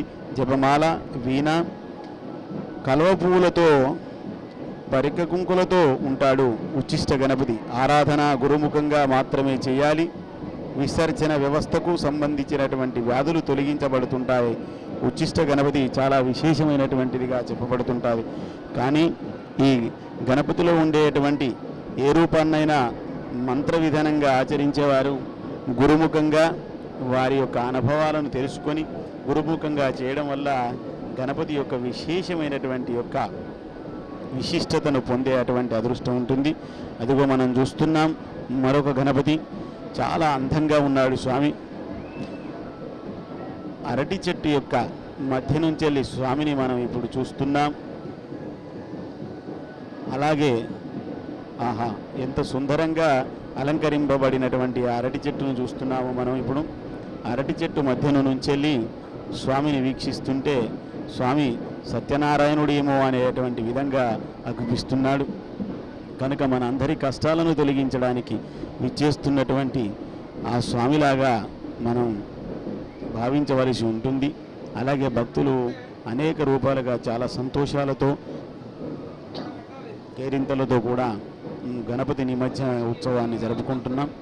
అలాగే ఈ గణపతి నిమజ్జనోత్సవాన్ని ప్రత్యక్ష ప్రసారం ద్వారా అందిస్తున్నటువంటి సిటీ కేబుల్ వారికి, అలాగే ఎలాంటి అవాంఛనీయ సంఘటనలు జరగకుండా మనను రెప్పంటి చూస్తున్నటువంటి పోలీస్ డిపార్ట్మెంట్ వారికి, ఈ కార్యక్రమంలో ఎంతో ఆయా ప్రయాసాలు కూర్చి కూడా అక్కడ నిమజ్జనం చేస్తున్నటువంటి దృశ్యాన్ని కూడా మనం ఇంతకు పూర్వం చూసాం. అక్కడ నీటిలో ఎలాంటి ప్రమాదాలకు జరగకుండా, ఎలాంటి ఇబ్బందులు ఎదురుకాకుండా నీటిలో నిమజ్జన కార్యక్రమాన్ని చేస్తున్నటువంటి వారు ఎందరో కూడా చాలామంది ఈ కార్యక్రమంలో అనేక రూపాలుగా శ్రమపడితే మనం భక్తి ప్రవృత్తులతో చేసుకునేటువంటి ఈ నిమజ్జన కార్యక్రమం నేటితో ముగుస్తుంది. మనందరం కూడా స్వామిని 9 రోజులుగా అనేక రూపాలుగా ప్రార్థించుకొని, అయ్యా మా బాధలు తొలగించు, మా కష్టాలు తొలగించు, మమ్మలను అనుగ్రహించు అని అనేక రూపాలుగా స్వామిని ప్రార్థించుకున్నాం. కనుక ప్రార్థించుకున్నటువంటి స్వామి ఇప్పుడు మనం ఈ రోజుతో నిమజ్జన కార్యక్రమం ద్వారా భక్తి ప్రవృత్తులతో స్వామిని సంతుష్టుని చేసి పంపిస్తున్నాం. కనుక మనందరం కూడా ఆయురారోగ్య ఐశ్వర్యాలతో కూడా పాడి పంటలతో కూడా ఉండాలని మనసారా కోరుకుంటున్నాం. మనం భక్తి ప్రవృత్తులతో చేస్తున్నటువంటి గణపతి పూజ వల్ల పాడి బాగా ఉంటుంటే, పంటలు బాగా ఉంటుంటేనే మనందరం కూడా సుఖ సంతులతో ఉంటాం. కనుక ఇప్పుడు అనేకులు ఈ సంవత్సరంలో ఉత్సవాన్ని ఇంత కేరింతలతో, ఇంత వైభవతంగా, ఇంత సంతుష్టులై చేసుకోవడానికి ఇప్పుడు మనం తెలంగాణ ఉద్యమంలో కూడా ఎంతో ఉత్సాహంగా పాల్గొన్నటువంటి వారందరికీ కూడా సంతోషదాయకంగా ఈ మహాగణపతి నూతనోత్తేజాన్ని ఇచ్చి ఇక రాబోయే రోజులలో తెలంగాణ పూర్తి స్థాయిగా ఏర్పడి మళ్ళీ స్వామి ఇప్పుడు వెళుతున్నావు, మళ్ళీ మా స్వరాష్ట్రాన్ని మేము సాధించుకున్నాం, ఇప్పుడు మా స్వరాష్ట్రాన్ని పూర్తిగా నిర్వర్తించుకున్న తర్వాత మళ్ళీ రావయ్యా గణపతి, ఇప్పుడు మళ్ళీ నువ్వు వచ్చే సంవత్సరంలో మా తెలంగాణలోనే మేము వైభవపేతంగా మేము సంతోషంగా స్వాగతిస్తామని కూడా భక్తులు కేరింతలతో జై తెలంగాణ అనేటువంటి నినాదాలను కూడా అప్పుడప్పుడు మనం చూస్తున్నాం. అలాగే అనేకులు వేసుకున్నటువంటి వారి దుస్తుల పైన కూడా వెనకాల జై తెలంగాణ అనుకుంటూ రాసుకున్నటువంటి వారిని కూడా చూసుకుంటున్నాం. అలాగే స్వామి ముందు అనేక భజనలు, కీర్తనలు, వేషాధారులై ఉండి అనేక రూపాలతో స్వామిని ప్రార్థిస్తున్నారు. గణపతిని చూడగానే మనకు విశేషంగా కనబడేది పెద్దని బొజ్జ, పెద్దగా ఉండేటువంటి చెవులు. కనుక అందరూ ఈ రూపాన్ని చూడగానే నేర్చుకోవాల్సిన విషయాలు చాలామంది ఇప్పటిదాకా వ్యాఖ్యానం చేసినటువంటి పెద్దలు కూడా విన్నవించుకున్నారు. గణపతి ఎక్కువగా వింటుంటాడు, తక్కువగా మాట్లాడుతూ ఉంటాడు. ఎవరైనా చెప్పేటువంటి మానసికంగా ఉండేటువంటి ప్రవృత్తులకు మానసిక తత్వవేత్తలు కూడా చెప్పేటువంటి విశేషం ఏమిటంటే ఎక్కువగా వినాలి, తక్కువగా మాట్లాడాలి. ఏ విషయాన్నైనా కూడా ఆస్వాదించే గుణం ఉండేటువంటి వారికి అన్ని విషయాలలో విజ్ఞత కలిగి ఉంటుంది. అలాగే ఏ విషయాన్నైనా నిర్ణయించుకొని మాట్లాడే ముందు ఆచితూచి మాట్లాడే విధానం ఉంటుంది. కనుక ఆ విధంగానే ఎక్కువగా వింటూ తక్కువగా మాట్లాడేటువంటి యొక్క స్థితిని మనం గణపతి ద్వారా నేర్చుకుంటాం. మహాగణపతి విఘ్నాలకు అధిపతి అయినప్పుడు శివుడు పార్వతి కూడా వారికి ఒక పరీక్ష పెట్టారు. ఎవరైతే ఈ బ్రహ్మాండాన్ని ప్రదక్షిణ రూపకంగా తిరిగి వస్తారో వారికి మాత్రమే ఈ గణాలకు అధిపతిగా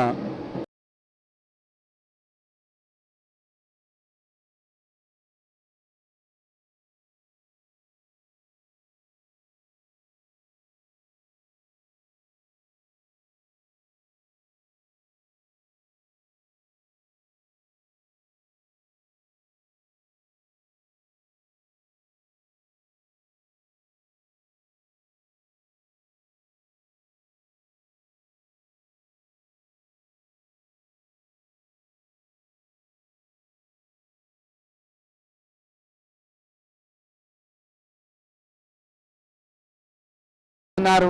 ఆ ఆధ్యాత్మిక చింతన లోపల తన్మయులైపోతున్నారు. అలాగే మనం కూడా కోరరాని కోరికలు కోరడం వల్ల జరిగేటువంటి అనర్థాలు చాలా జరుగుతాయి. ఉదరంలో ఉన్నటువంటి శివుణ్ణి బయటకు తీసుకురావడం కోసం గంగిరెద్ది వేషంలో బ్రహ్మ విష్ణువులు వెళ్ళి అక్కడ పృథ్వీలతోని గంగిరెద్దుల ఆట ఆడించడంతో గజాసురుడు సంతుష్టుడై ఏమి వరం కావాలో కోరుకోమన్నాడు. అప్పుడు ఆ గజాసురుడు కోరుకోమనగానే విష్ణుదేవుడు నీ ఉదరంలో ఉన్న శివుణ్ణి మాకు అప్పగించు, ఆ బందీ అయినటువంటి శివుణ్ణి మాకు విడుదల చేయి అని కోరగా గజాసురుడు తనకు మరణం తప్పదని గ్రహించాడు. ఆ మరణంలో ఏ విధంగా ఈ మరణం నుంచి తను కూడా శాశ్వతంగా చిరస్థాయిగా ఉండాలని కోరుకుంటూ తన పేరు నిలబడాలని చెప్పేసి శివుణ్ణి మరొక కోరిక కోరుకుంటాడు. ప్రభు, గజాసురుడు కోరేటువంటి కోరిక, ప్రభు నా తల పూజనీయంగా నా చర్మాన్ని మీరు ధరించాలని చెప్పి కోరుతాడు. దానితో శివుడు అలాగే అంటాడు. ఉదరం నుంచి వెళ్ళి నంది కొమ్ములు సవరించుకొని ఆ గజాసురుని ఉదరాన్ని చీల్చిన తర్వాత శివుడు బయటకు వస్తాడు.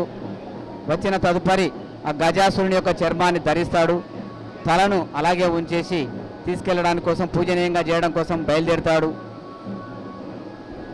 కైలాసానికి బయలుదేరగా శివుడు వస్తున్న వార్త విన్నటువంటి పార్వతీదేవి అభ్యంగ స్నానం ఆచరించుదామని చెప్పి నలుగు పిండితోని స్నానం ఆచరించేటప్పుడు ఆ నలుగు పిండితోని ఒక అందమైన బాలుని రూపాన్ని తయారు చేసి తన అభ్యంగ స్నానము పూర్తి అయ్యేంత వరకు కూడా ఎవరిని లోపలికి అనుమతించవద్దని, ఇంతటి వారిని అనుమతించవద్దని చెప్పి అక్కడ రక్షకునిగా కాపలాదారునిగా ఆ బాలుని నియమిస్తుంది. అప్పుడు ఆ బాలుడు ఎవరిని కూడా లోపలికి పోనీయకుండా అక్కడ కాపలాగా కట్టుదిట్టంగా ఉన్నాడు. ఈ లోపుగా శివుడు గజాసురుని ఉదర నుంచి వెళ్ళి బయటకు వచ్చి విజయోత్సాహంతో ముందుకు వెళ్ళగా ఆ బాలుడు అడ్డగించాడు. శివుడు ఒకటేసారి ఆశ్చర్యపోయాడు. ఎవరైనా మన ఇంటికి మనం పోతా ఉంటే మీ ఇల్లు కాదన్నట్టు అక్కడ అడ్డగిస్తే మనం ఏ విధంగా ఉంటామో మన భావాలు అదేవిధంగా శివుని కూడా కలిగినాయి. అప్పుడు ఆ శివుడు కోపోద్రిక్తుడై ఆ బాలుడి యొక్క తలను వేరు చేస్తాడు.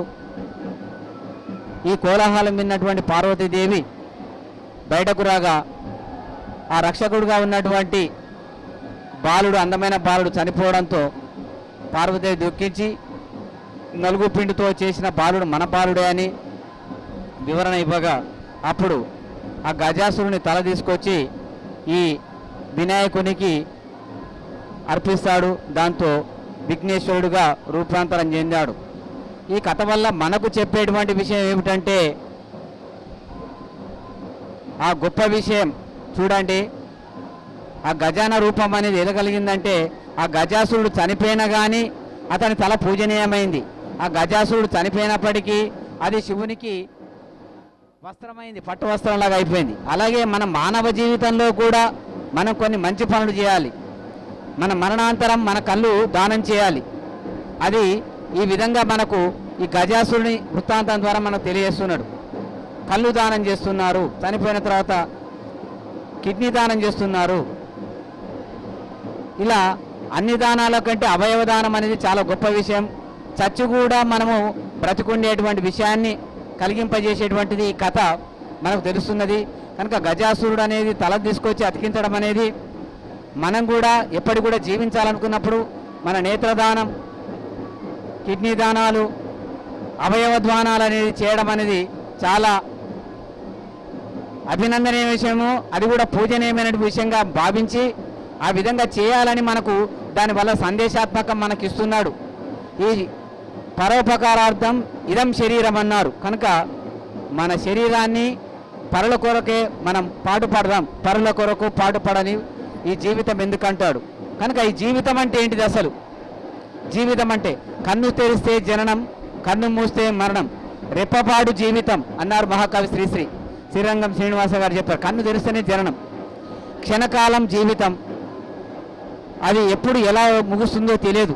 ఇప్పుడు 9 రోజులు మన విఘ్ననాయకుడు అన్ని పూజలు అందుకొని ఆహార్యాన్ని స్వీకరించి 108 రకాలుగా ఫలాహారాలు స్వీకరించి నేడు నిమజ్జనం అయిపోతున్నాడు. అంటే చివరికి మనము కలియాల్సింది జలం లోపట్నో మట్టి లోపట్నో కలవడం అనేది జరుగుతున్నది. అలాంటి మట్టి లోపల కనుక ఈ క్షణభంగరమైన జీవితం గురించి చెప్తూ ఉంటాడు మనకు. ఒక వ్యక్తి చాలా దూరం పరిగెత్తున్నాడట. అతను ఒక సింహం వెంబడిస్తోంది, వెనుక నుంచి వెళ్ళి వస్తూ ఉన్నది. దాన్ని తప్పించుకుంటూ దానికి దొరకకుండా ప్రాణరక్షణకి అతను పరిగెత్తుతూ ఉన్నాడు. పరిగెత్తి గబుక్కున ఒక బావిలో పడిపోయాడట. ఆ పడిపోతున్న సమయంలో ఆధారంగా ఒక చెట్టు వేరు దొరికింది. ఆ తాడు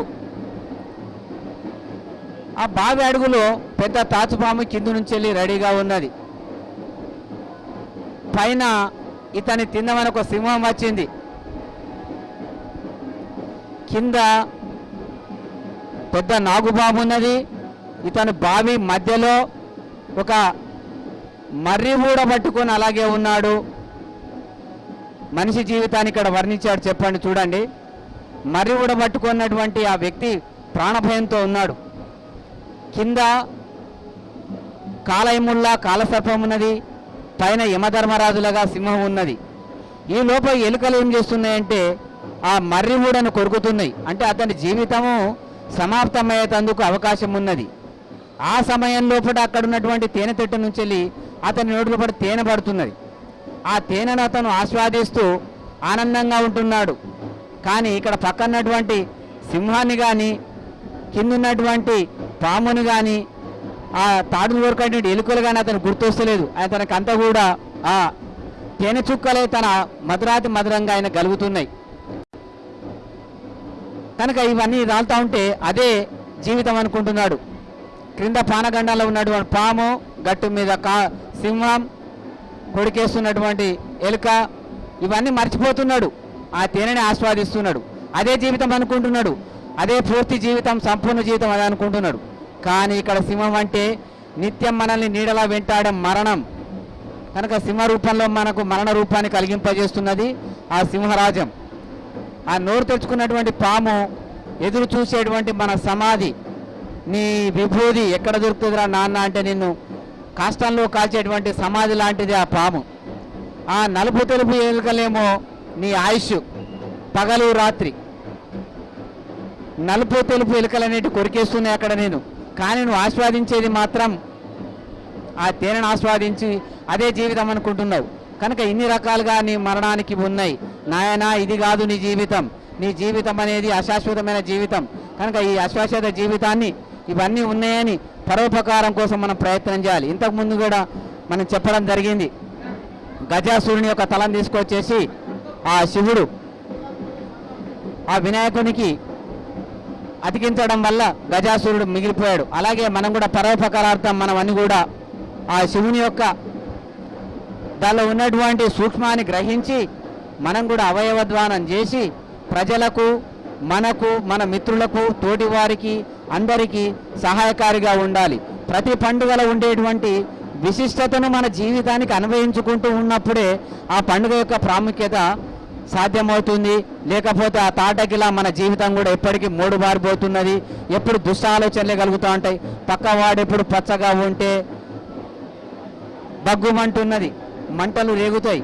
అలాంటి భావాలు తొలగిపోయి మనలో ఉన్నటువంటి ఆ భావాలన్నింటినీ ఈ రాక్షస రూపంలో మనకు చూపిస్తున్నాడు. ఆ రాక్షస రూపాన్ని వదిలేయి నాయన, ఆ కూరలు వదిలేయి, ఆ నాలుక రూపాన్ని వదిలేయి, ఆ భద్రకాళి రూపాన్ని వదిలేయి, భయపెట్టించేటువంటి రూపాన్ని వదిలేయి. అలాంటి భయపెట్టించేటి అని కూడా అరిషడ్ వర్గాలు కామ, క్రోధ, మోగ, మద, మాత్సర్యాలన్నింటిలో ఉన్నటువంటి తొలగించుకో. నీ జీవితాన్ని సుఖమందం చేసుకో. ఒక చిన్న తప్పిదం జరిగింది, దాని గురించి బాధపడుతూ కూర్చోకు. మరోసారి ఆ తప్పిదాన్ని చేయకుండా చేసేటువంటి ప్రయత్నం చేయి. అదే మన జీవితానికి లక్ష్యం. మన లక్ష్యాన్ని సాధించడం కోసం మనం ప్రయత్నం చేయాలి. దానికోసమనే మనం జీవితాన్ని సాగించాలి. ప్రతి ఒక్కరూ పక్కవాడు క్షేమంగా ఉండాలని, ఆనందంగా ఉండాలని కోరుకుంటే మనము ఆనందంగా ఉంటాం. పక్కవాడెప్పుడు నాశనం కావాలని కోరుకుంటాం, మనము నాశనం అవుతాం. కనుక మన ధర్మాన్ని మనం పాటించాలి. ధర్మో రక్షిత రక్షితః. ధర్మాన్ని నీవు రక్షిస్తే నిన్ను ధర్మం రక్షిస్తుంది.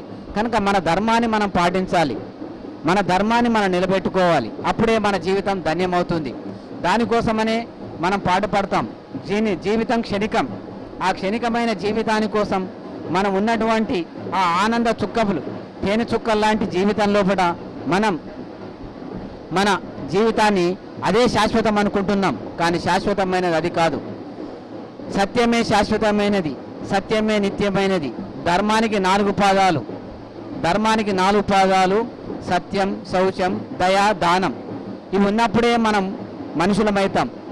ఇంతవరకు 9 రోజులు పూజలు అందుకున్నటువంటి ఆ వినాయకుడు చూడండి, నేడు నిమజ్జనం అయిపోతున్నాడు. బ్రతుకు 9 క్షణాలు కాదు, 9 గడియలు కాదు, అరక్షణమే కావచ్చు. కనుక ఉన్నంతకాలం ఎంతెంత మోహం ఎన్నడూ తీరునో ఈ వ్యామోహం. మనిషికి ఉన్నంతకాలం అంతా కూడా ఎప్పుడు కూడా వ్యామోహమే. ఉన్నంతకాలం ఎంతెంతో మోహం, ఎన్నడూ తీరునో ఈ వ్యామోహం. ఈ వ్యామోహం తీరాలనుకున్నప్పుడు మనం అది మనలో ఉన్నటువంటి అరిషద్ వర్గాలను జయించినప్పుడే మనం సాధించగలుగుతాం. కనుక దానికోసం మనము ప్రయత్నం చేయాలి. దానికోసం మనం పాటుపడాలి. కనుక ప్రతి పండుగ యొక్క విశిష్టతను గమనించి ఈ విఘ్నేశ్వర పండుగ లోపల మనకున్నటువంటిది మన విఘ్నాలు మనకు ఉన్నటువంటి అర్షద్ వర్గాలన్నింటిని కూడా తొలగించుకుంటున్నాము. స్వామి మమ్మల్ని రక్షించు, మమ్మల్ని కాపాడు అని మనం కోరుకుంటూ ఉంటాం. రుణానుబంధ రూపేణ పశుపక్షాం సుతాలయ అన్నారు. రుణాన్ని బట్టే మనకు జీవితం ఆధారపడుతుంది. సంచిత కర్మ, వర్తమాన కర్మ, ఆగామి కర్మ. సంచిత కర్మ నీవు చేసిన